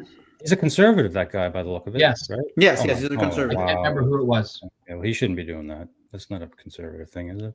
Well, just like a woman. No, they danced around the table like they were going around in a circle. It was just absolutely bizarre for grown adults to behave that way. So I mean, like, they're transforming the house into a stripper joint. Well, I'm thinking, like, if you're going to do that, I can't save it for Marty. Honestly, that I would respect more. Yeah. Anyway, oh geez. So the pigs have moved into the farmer's house. It's that simple. That's a very, very serious symptom of a society that lost its, I would say, moral, but also I will use the expression of Poiliev, common sense or rationality. No rationality in Canada. Humiliation ritual. That's an interesting thought. Oh, that was nice too. That's as a branch of BDSM. The humiliation ritual. Yes, right? exactly. So that's an interesting psychological take, because people who participate in that at a diplomatic level, in business, and in the European conceptual art and whatnot, is that they could. Do you remember seeing the Black Mirror? Yes, the Black Mirror is very, very. Right? Which episode are you referring, Timothy? I watched it all. Where they made the Prime Minister screw the pig. Yeah, the very first episode. Season 1, because episode they wanted 1. to release a hostage. Humiliation ritual. Yeah, so who's to say some of these politicians aren't being forced to participate in a humiliation ritual as part of their hazing into these extra political agreements? Yeah, before I that's segue, a good hypothesis. Before I segue, that's interesting. Stephen's Colbert here, but and maybe get towards a wrap up eventually here soon. But we'll get into some more stuff. But on that note, you're bringing into a very dark element of the government and the media and Hollywood and all that stuff. But P. Diddy, all that shit. Yeah, Epstein, etc. Yeah, I'll plug a podcast on Sunday. I'm doing with someone who survived satanic ritual abuse. She was in a Luciferian cult her whole life, and she escaped. And I'm having her on my podcast on Sunday. We're going to talk about this very topic tomorrow. Well, Sunday, tomorrow. Yeah. Okay. Anyway, so that's going to be rough. But no, okay. So let's segue into this, because I'm also doing another big panel about COVID-19. I've decided Sunday the 30th. And if any of you guys are interested, we'll talk privately about that. I'm trying to pick very specific people, get 5, maybe 6 people together and do a huge COVID, just 2020, and call it part 1. And then we'll do a part 2 later, 2021. So a whole episode, whole hour, a bunch of people, Canadians, talking about what happened here in 2020 only, pre-vaccine. I think it's time for a little rehash on that fucking shit. Oh man, I've been thinking about what to do lately for the podcast. Like, I don't know, what kind of things we could talk Well, about. And we, stuff. we were we were referring to alternative media, Yeah. and I think we have to encourage those initiatives more and more.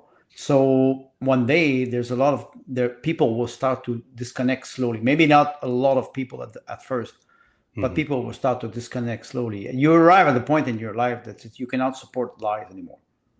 Yeah, we gotta figure this out because whatever's happening in Canada is some kind of sick outgrowth of this fucking shit that's been applied to the whole country. I mean, this is the America, but hello, it happened everywhere, and it's worse here than there. Look at this. Everyone has seen this. This is an infamous This clip. Stephen Colbert and Jon Stewart, Yeah. they are pushing propaganda through comedy, Yeah. and they think and people think that just because it's a comedy, it's a joke, and it's okay. It is not. Yeah. It is not a joke. No, it's not a joke. They use what they're doing. They use their credibility or their fame to push an ideology, and this is dangerous. Replace those vials or whatever, the syringes, replace that with like a racist image of black people. Just because it's a joke doesn't mean it's not. It is a version of 1936. You mean the Olympics? Yes. The Olympics with Hitler and Berlin. Well, not the Olympics per se, but like you're saying, the German version of the Warner Brothers Disney cartoonization of Marx of Nazism and whatnot. Okay. I agree with Payman saying is by making this into cartoonish and immature behavior intentionally as a lowbrow attempt at humor takes the teeth out of the accusations. Yeah, it's really. Well, and it appeals to people who will not see the psychological manipulation. Yeah. This is a picture I chose for my little advertisement for my upcoming roundtable next Sunday. We'll see who's there. I invited a few people already, but I'm still building the panel, and we're going to just talk about COVID in Canada. But look at the picture. This is from Israel. This came from Israel. From Israel. Think about, we compare Quebec with Israel because Israel it's about 8.9 million people, close to 9 million people. In Quebec, it's 9 million people, and the vaccination rate, I will put it between quotes, the vaccination was 85%, and it was similar in Quebec. So the vaccine and Israeli people after 1 year started to realize what was happening because Netanyahu was was in bed with Albert Bourla, the CEO of Pfizer. So it was a test, and I started to compare the data with between Israel and Quebec, and in Quebec was the same thing. When you have 85% of the population, I think it's less than that, but the media was pushing this number all the time to force people to comply. Yeah, there's a lot to get into. It's been a while. Ugh. People are moving on from what it's going to be another 9/11. This stuff, isn't it? There was a joke that someone suggests is in poor taste, but I thought it was funny at the time.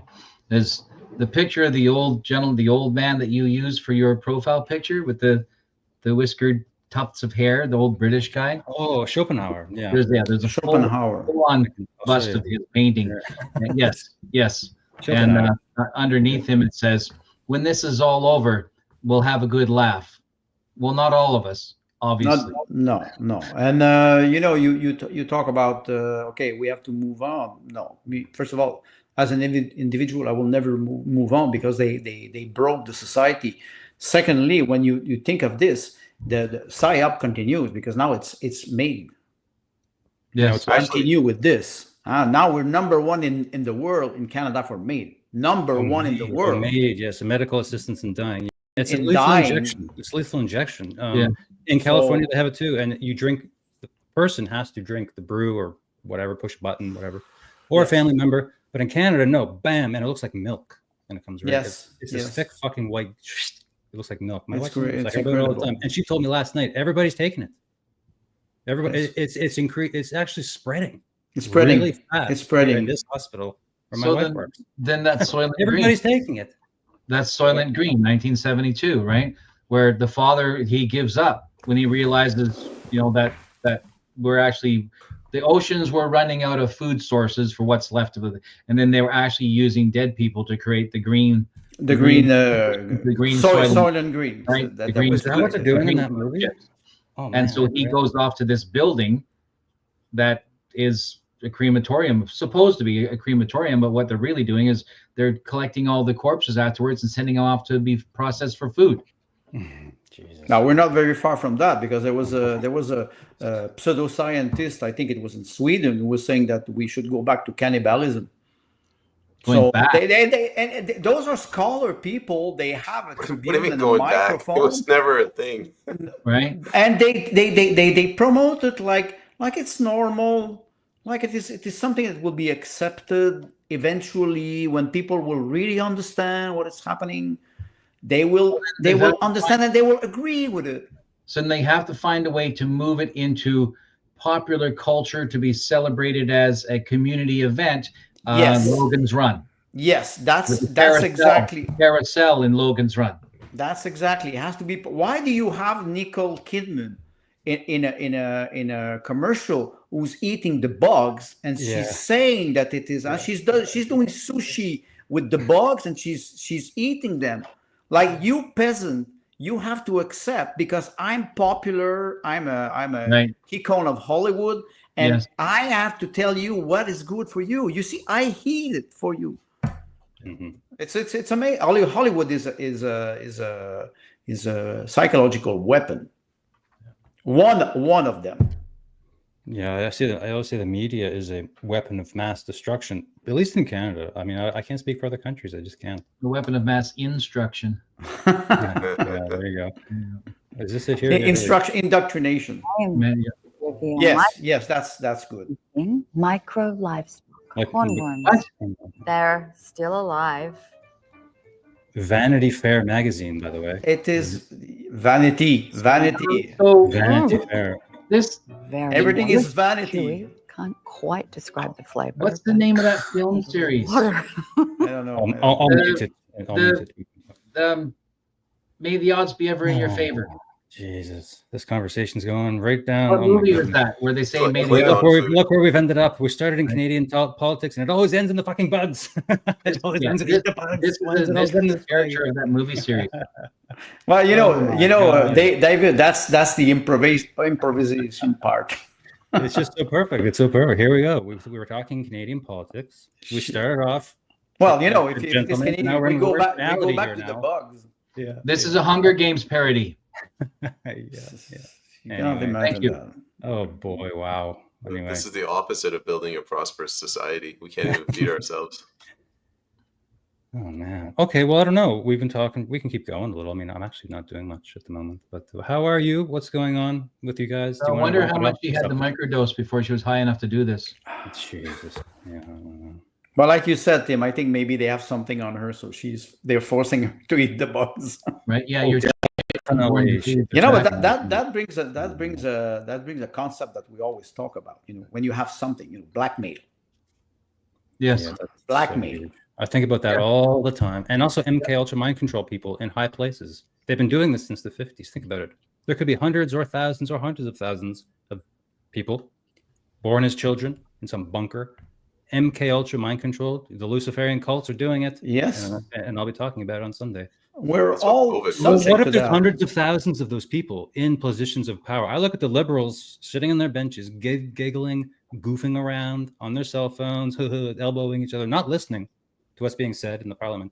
And I think, I don't know. They're mind controlled, or they got no fucking mind. I don't know. Well, the instrument of control, also the tool of control, is the smartphone, the selfie, the concept of selfie, the ego. They are in the house, and they don't listen to their colleague. They don't listen to the speech. They play on their smartphone. I saw some example at the National Assembly in Quebec. You see in the back when the minister's doing a speech, they're all playing on their phone. They're not even listening. And that's systematic. I have to inject this. I don't buy into the mass mind control organized by secret cult stuff. I accept that human beings are self-centered to a fault. And being of a generally similar nature and design, it is not too hard to distract a whole bunch of us and lean those of a certain inclination into a particular direction without too much effort. You look at the Briggs-Myers, which is it's rough, breaking people down into 16 general types. If I know that you fall somewhere into one of these personality or character types, then I know what your triggers are. And 16 is not too hard to manage as a general rough gauge. But the idea of this mass cabal of secret mind control, I don't accept it, because I think that's too much work, and I can manipulate people at a general level without having to spend that kind of money and that kind of risk of exposure. You're talking like a marketer, a specialist in marketing. That's what you mean. Layers of customers, it's not difficult, because Maslow's hierarchy is a thing. People are motivated by food and drink and clothing and pleasure, entertainment, and making more of the making babies. And if I speak to these general things in loose terms, I can motivate people. But it's into the upper, when you get like politics and justice and the military and diplomats and whatnot, then I'm going to need a dossier with their name on it and, wave it under their nose on occasion to say, I know where your daughter lives type of stuff. And I agree that absolutely happens. But I don't think it is this dark cabal stuff that we all like to talk about. It's easier to point at a boogeyman and blame a boogeyman than it is to take personal responsibility. Right? Or doing good research to bring fact. Well, the question then is, what classifies as good research anymore? It costs a lot. That's why you have, for example, a lot of companies that are financing researchers, because they know that they can control the result of their research. I mean, do these agents or agencies exist? I have to accept that it's probable, but I have no control over people who are, a dozen socioeconomic layers above me. What I do have control over is recognizing the triggers that are out there and actively choosing how I will respond to the triggers. So personal responsibility. And I think that's the way forward. Right. So we've got paperclip and we've got all these other, the skunk works and the magic that they can concoct and all these other things that are flying around in the air, chemtrails, etc. And the thing is, maybe I'm not able to physically do something about that myself, but my bullshit meter is pretty good. Right. And so people who have a kind of a bad bullshit meter, well, maybe I lend them a hand. Right. Well, I have a comment in a short video. Okay, now they're into the weeds here. Nick Hudson was on this podcast. He's a bit of a philosopher, and I really appreciate his take on a lot of things. He works for PANDA, this big group that studies the COVID pandemic mostly. Anyway, it's a consortium of open source sort of intellectuals and philosophers and scientists and doctors down in South Africa. And he came on, and we talked about this concept, which you were alluding to, about how 90% of the population just go along with the herd. They can be swayed and mind controlled very easily or whatever. And 10% are just like immune to it, whatever. Nothing can happen. And I was like, so what do you think about this? Is this a real phenomenon? What's going on there?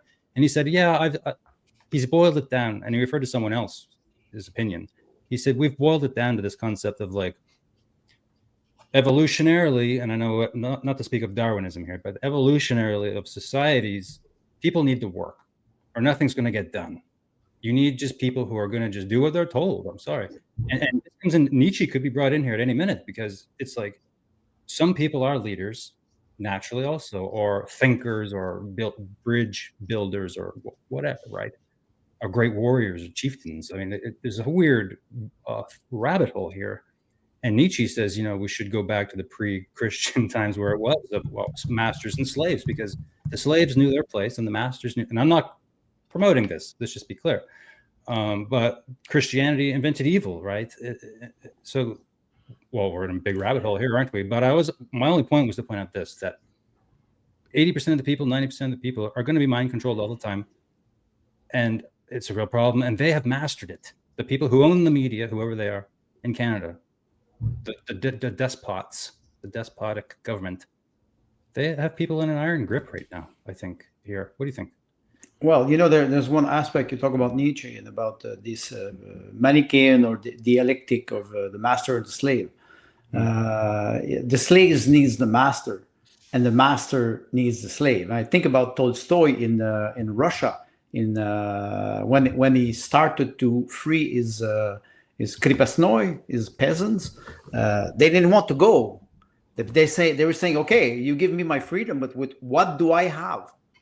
I have to work. Now you're providing me with a house, with food, and good care. Think about the welfare state. So I think I agree with you. You have a lot of people who will just comply because they want to have a normal life, a simple life, and create family, small business.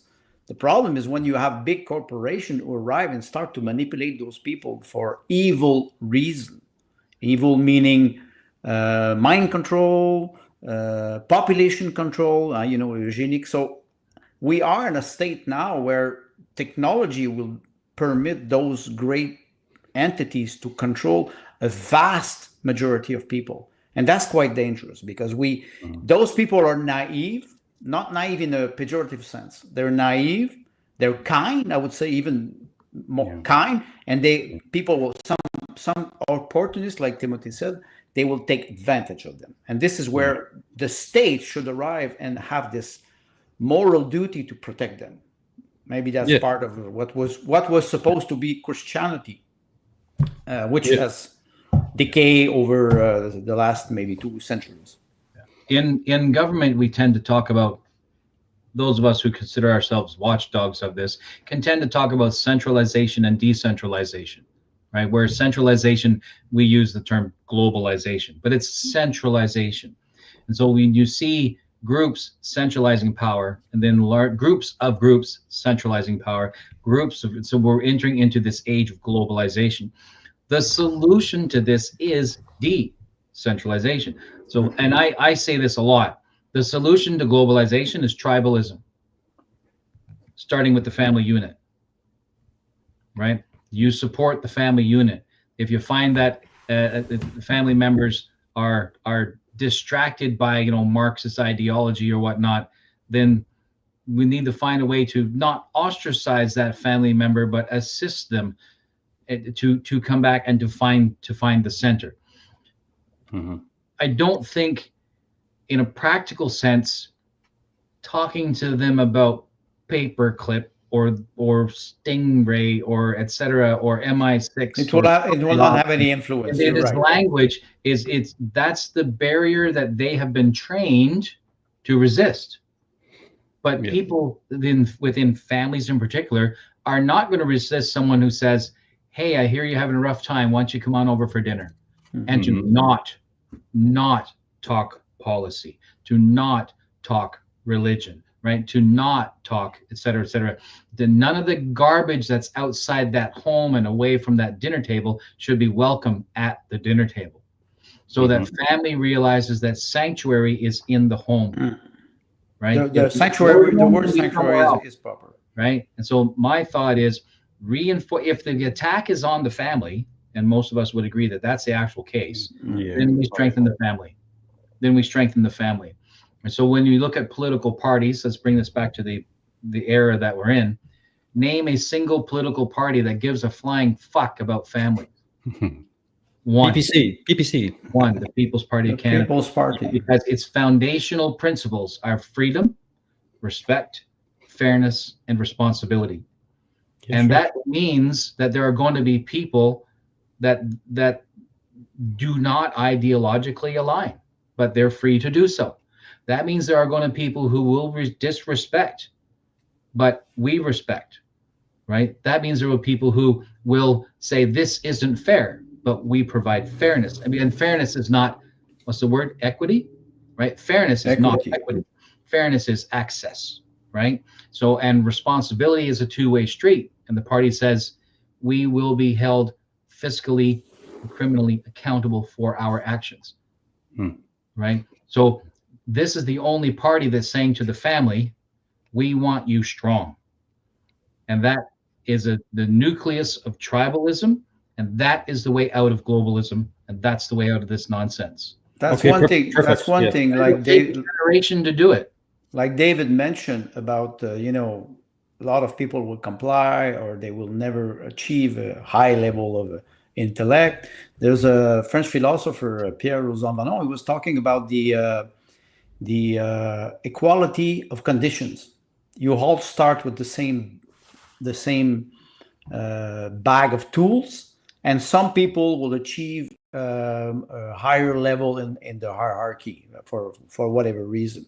But at least it's not socialism. It's you give us an equal chance to everybody. That's what we call the political elevator. You can rise in the society because you have good instrument when you start. After that, depending on your natural talent, maybe you will have a higher position in the hierarchy than another person. It doesn't mean that the other person is not happy.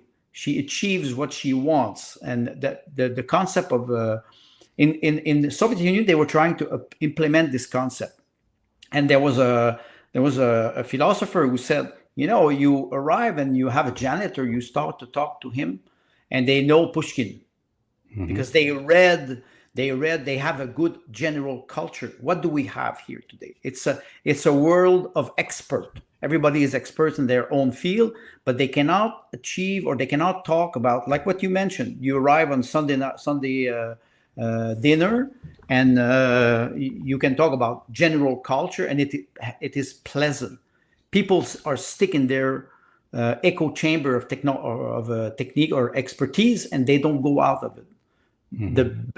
A good society will promote a good general culture for all citizens, and after that, people can start to specialize, but they can still fall back and have a decent conversation without being stuck in a ghetto. Boom, ghetto. Okay, well, that's a good segue there, ghetto. Speaking of ghetto. Yeah, and you mentioned a lot of things there, globalism and stuff like that. So we'll play with this little clip, and this will be our last little thing, I guess. We'll go over this, and then maybe just wrap up on a question about the PPC and how they're strategizing to get more than 3% and stuff. But first, let's have some fun, and then we'll talk serious. Okay, here we go. Let me share this tab right here. Okay, here we go. This is at the Global Citizen Festival. Let's just be clear. The microphone says it. The TV says it. Everything says it. And you know who it is? It's the Queen of Europe, Ursula von der Leyen. What does she have to say for us today? Let's check this out. Apparently, this is pretty recent, within the last few years.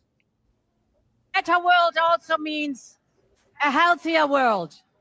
And vaccination is our best chance to do this. Vaccines have saved millions of lives in the past 50 years. But right now, millions of children are still at risk. They need vaccines.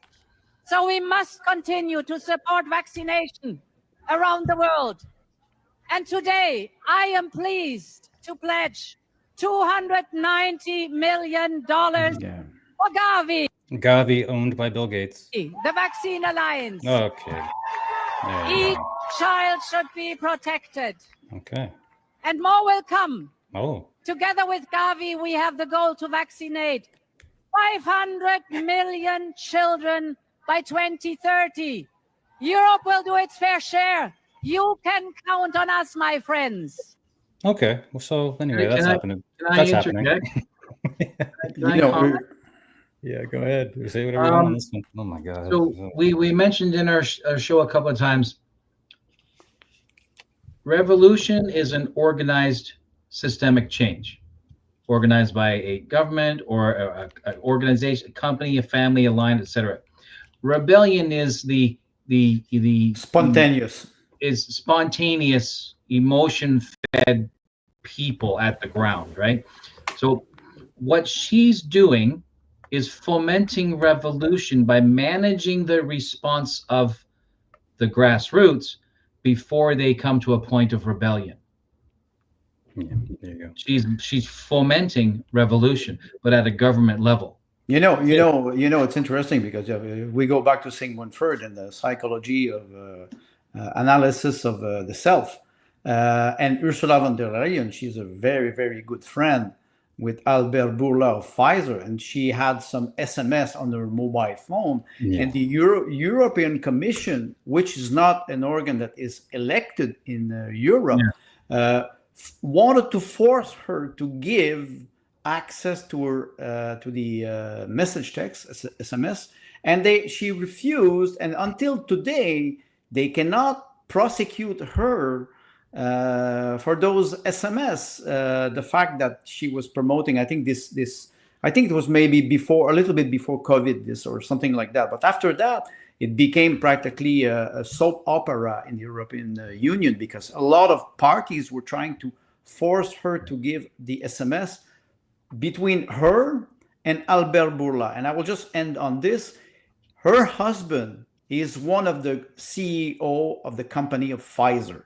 Yeah. And and she was Minister of Finance in the German government. So think about Germany rising again. Now they call her Ursula von der Leyen, not for that's her name, but they call her. There was a erotic movie many years ago, Ursula, the wolf of the SS. It was a very, very funny movie. And Ursula was a very sadistic woman for the Fourth Reich.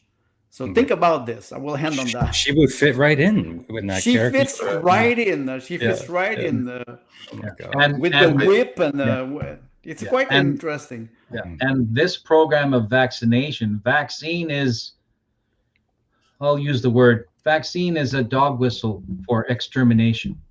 Well, it's the population behind. It's eugenic. Yeah, it's eugenic. We know that.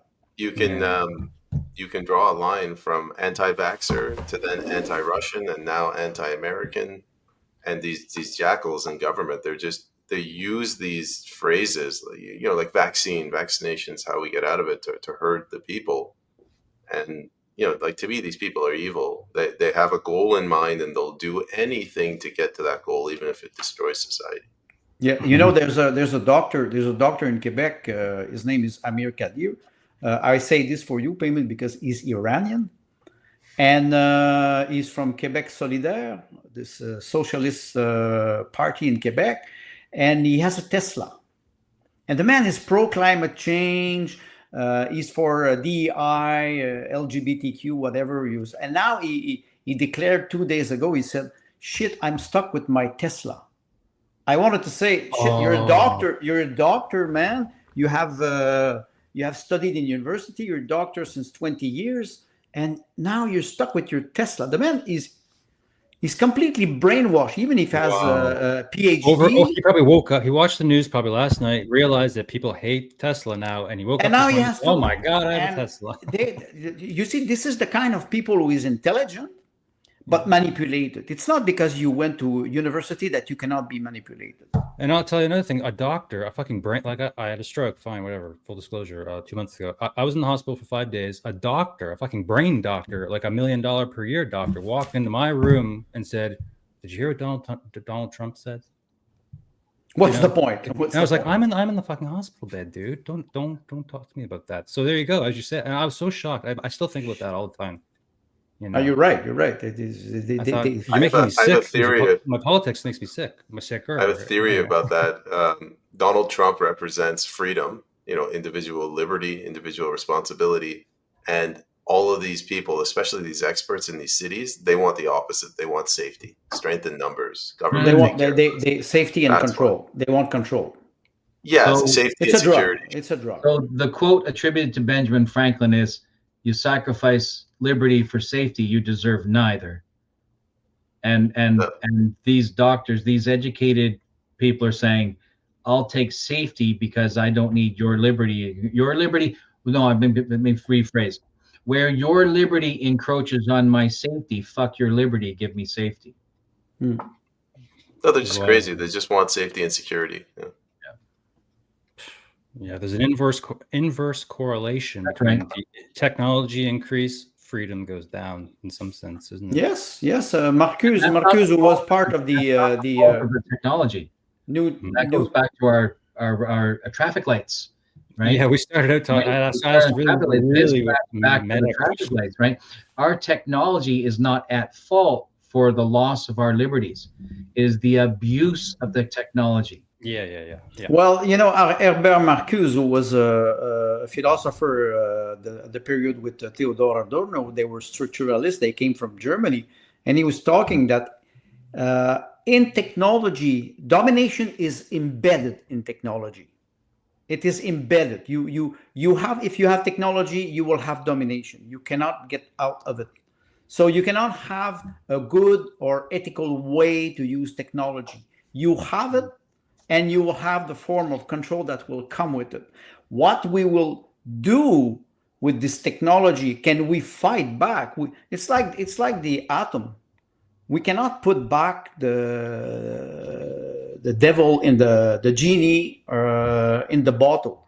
We have to control him, and we don't know how we will do it. So is the final solution for Marxism to make man forget how to make fire? Well, because that's right. We made fire. Everything else comes from that. If from the evolutionary standpoint, right? Paleoevolution, right? That because man was able to harness fire, everything else came from that. Because you need a fire to make a forge, right? Everything else came. So if we go back to a point where we forget how to make fire, maybe many philosophers, and I'm an amateur one, I'll just tell you that, think that Hegel, who the Marxists love, Hegel was too complicated. He tried to incorporate a whole system, political, religious, spiritual, economy, you know this stuff. I don't need to tell you guys this. But Hegel, at the end of the day, none of it really would work together in logical models and stuff. But I don't know. Jeez, we're in the rabbit hole here, guys. Jesus, how are we going to wrap this up? I shouldn't have brought up Hegel. It's not a rabbit hole. Why did you bring him up? It's not a rabbit hole, because you talk that the word, and you refer to Hegel. You talk about the best word to describe Hegel is system. They want a system that is complete. Yeah. Man is open. And why we have open source? Man is open, creative, unpredictable. You can save somebody and sacrifice your life for love or for an idea. They cannot achieve that. And that's why Hegel had a very hard problem with his system, because he was trying to integrate or incorporate everything. And he could not do it. And he had to admit it. There was a joke about Hegel. He says when he finally was able to achieve the perfect system, he went to play poker. Well, Schopenhauer. But that's a very, very interesting having categorized the entire universe, and you go play poker, unpredictable game. Exactly. So that's funny. That's one of my philosophy. So that's God playing dice. Yeah. Right. There's some things I want to talk about. Tolkien. All of a sudden, I want to talk about Tolkien and the destruction of Hobbiton because of the technology. I want to get into this because Tolkien talked about this too. Yeah. But no. How about this? Schopenhauer. My picture. We brought him up already. Schopenhauer worked in the same university as Hegel, just down the hall at the same time, and Schopenhauer hated him. And Hegel had full classrooms, and 3 people would come to hear this guy. Yes, that's funny. He basically black pilled them constantly. He would say things like, the human just goes from boredom to suffering like a pendulum. I'm bored, now I'm suffering, and I'm bored. And the only salvation is to become an ascetic, like go live in the forest alone, or become an artist. An artist, and exactly. But you talk about Hegel or Heidegger was the same. They were rock star. It's like you play, you were a drummer, David. You play in your garage, nobody listens to you, and suddenly you become like the Beatles, a superstar. You don't want to go back to your garage. The resurrectionists in the 18th century, they were rock stars. Yes, exactly. They were necromancers. Popular. They were rock stars. Well, it's fun talking to you guys, but I did want to end on a serious note, because Payman's running for freaking office here. He's in the PPC. You guys were affiliated or are loosely or are okay. You guys are in the club. Okay, cool. Payman, I had a sort of a question that we were talking about online a little back and forth. I guess just like PPC, the People's Party of Canada, 3% in the polls. The leader is on all the huge Alex Jones, all these other podcasts. Does the PPC have a new strategy or some kind of mission how they're going to increase that to 10% really fucking quickly before this country goes completely to shit, to a totalitarian state, which is a deep concern of mine, actually, that we're living in a despotic psychological state already. I don't know. Is that the complex? That's an easy question. Go ahead. No, it is. I'll preface it by saying Andre is still a member of the party, but he's no longer a candidate, so I'm not going to speak for him. Sure. One of the strategies that we're using is that a lot of people, like ordinary people, have stepped up. So this is not, this isn't like, you got a handful of candidates only in a couple of ridings, or like they're paper candidates. We're talking former military, former business owners, doctors, engineers, and our strategy, our sort of value add is to say, listen, we are ordinary citizens. We're not professional politicians, and there's a reason that we're running. So hear us out, and that helps get our foot in the door to do the second thing. And this is a bit of a long-term strategy, but it will increase our following, our membership in leading up to this election. It is to educate the public. So the difference between someone running for the People's Party and somebody running for an established party is that the established party, you can lean on the party brand as a crux. And then when you can do that, you can use slogans. The party tells you what slogans to use, and the party ushers you across the finish line. With us, we have to actually understand all the issues, and we're basically boots on the ground. Our strategy is to talk to the public, to educate them, and to ask them to trust us with their vote. And that's how I'm doing it in my community. I know that they're doing it in many other ridings and many other communities.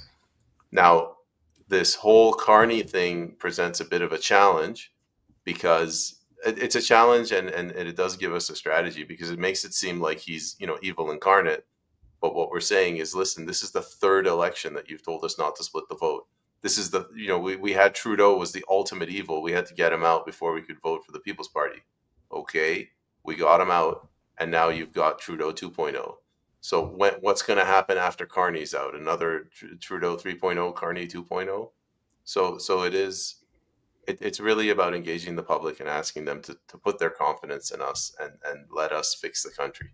Yeah, trust is a big one. Trust is a big one, because there's this thing about, like, even I think about this. I don't vote. I'm an anarchist, but sometimes I think about it because times are different now. You can't just be an anarchist on the farm anymore. The government's coming. That's how it feels, right? So that's why I'm talking to you guys and start a podcast to have these discussions. But yeah, the trust piece, I found that interesting. Yeah, because I think I should vote conservative because we got to get the liberals out. This is the thing. People think that. Or, like, we got to give the underdog a chance, because they're standing for real shit here. They're not playing around.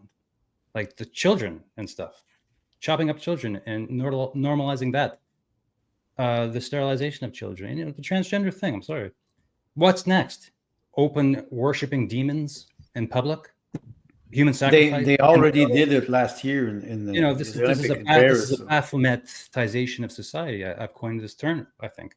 The Baphometization of Canada. It's like normalizing transgenderism surgeries for children. And the PPC stands against that. So for my vote, that's huge. Because that surgical system, that whole thing going on there with the drugs and all that, and the education system, that's a symptom of a great, bigger problem that we only touched on when we got into mind control and cults and all that stuff. But I'll leave it there. I'm not going to open that rabbit hole right now.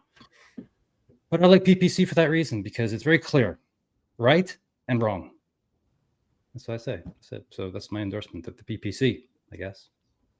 Thank you very much. I'm glad to hear that. Yeah. Okay. Thanks. Well, we had some fun, but yeah, serious note to end. But I think it's not a joke what's going on in this fucking country. Am I wrong? It's not a joke. Well, we try to invest ourselves, commit ourselves to politics. Like Tim is the president of the one association. Maybe you can talk about it, Tim. I'm a member, and I try to support ideas and promote strategies. But you're right, the policies of the PPC are clear. Yes, and they are without ambiguity. There's no no nuance in this. It's child mutilation, transgender or sexual gender identity is child mutilation. Yeah, and being clear in your moral ethics, being very clear, right and wrong. We need that back in the world, because this wokeism really is a kind of postmodernist milieu of like, the door is open for you, the door is open for you, everybody, no problem, do whatever you want. Except if you question all of that, do we actually need moral ethics in the fucking country? If you ask that question, now you're a bad guy. So this is real problem. We're in really rough water here in this country, man. You question the bad things they're doing, and you become the bad guy. Oh man, it doesn't bode well for our country long term. This shit, this ideology of wokeism in Canada. Anyway, I'm not here to rant. Reject the view of a negative future. There you go. That's why we're here. That's why we're here. We're here to offer solutions. I reject the view of a negative future. Are there unanswered questions so far that we will be bumping into post-election? Absolutely. We will face them. I reject the view of a negative future. My role with the party is to support our local candidates that are in our jurisdiction and our districts. And I believe in all of them. And they are men of quality and women of quality, and they deserve our support. And I will not hold a negative view as a cloud over the time and the money and the effort that they put in to earn the member of parliament seat and the vote of confidence from their local, from the people who live in the towns that they live in and work in themselves. If we want to change Canada, then we have to accept that we cannot have a negative view, because you curse yourself. I'm not here for that. There's one word that is important, and I think it can summarize what Tim is: dedication. Dedication, and if somebody challenge you in something, do not step back.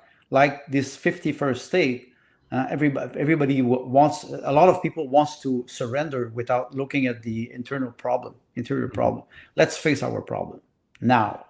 There you go. Yeah, I like that. I don't find that 51st state stuff palatable. I find it strange, and I find it weak to want to just run away to some greater. You know what? Bernie Sanders is running for president next time. And guess who his vice presidents might be? Is AOC. Yes. So will he still be alive? Alberta goes and joins the United States, and in 4 years they get Bernie Sanders as their fucking president. I mean, come on. It's a stupid narrative. That's Biden-Harris 2.0. Yeah. Anyway, it's just. Could you imagine they join the U.S. and then they're like, "Please take us back." This is the problem. It's like the pendulum swing is really intense. It's like, okay, let's join the United States, and then all of a sudden, in 4 years, we're back where we started. I think that we need countries, at least for now, because borders. We don't want a one world order, do we? Isn't this the thing everyone's talking about? The new world order? We can't have that. So I think will not. It will never work. Yeah. Okay, let's stop opening rabbit holes. But it's great to talk to you guys. I like having you guys here, because I don't go into the politics too much, but it's nice to go deeply sometimes and try to look at all of it, lay it all out, let it all out to air a little. Anyway. So Cerberus at the Improv, that's your guys' show. And Payman has his own podcast. What is it called? In terms. In lay terms. And you talk to you have 2 or 3 people per day on your podcast, right? You're talking to all of the PPC candidates. You're talking to all the people all the time. So I encourage people to go there. He's going for the Guinness World of Record for right. most interview. You do a lot of podcasts. He's doing a lot. Most accelerated aging. Right. There are a fair number of comments in the live chat. If any of those questions are unable to be answered now, my handle under my name is my Twitter. Feel free to send that question to me, and we're happy to talk about it. Yeah, there's a lot of comments there. But there's a lot, and a lot that we're not really able to deal with in this format. But by all means, it takes a longer development, a longer answer. No, there aren't that many comments. They're all just from Wolf. I was being diplomatic. Yeah. Okay, guys. Well, it's great having you here, and I'll put links in the show notes to your guys' X accounts, I guess. People can find you there, and of course, a Cerberus at the Improv. You guys just sort of come together on X. There's no one. There is a Cerberus at the Improv X channel called Cerberus Improv. Okay, and you have a Rumble? You guys do this on Rumble too? And right? there is a Rumble channel called Cerberus at the Improv, and a YouTube channel called Cerberus at the Improv, Right. and a Facebook group page called Cerberus at the the Improv. Improv. Okay, we'll get that in there. And I operate from Rumble a There's lot. no more. OnlyFans page. Not yet. Not yet. Oh God, please come on. Well, let's not go there. Okay, well that's it. There'll be links in the show notes, many of them, and fight the good fight, boys. Fight the good fight. Thank you for the chat. Thank you for inviting us, David. It was a pleasure. Adios. Bye, guys. End Goodbye. of stream.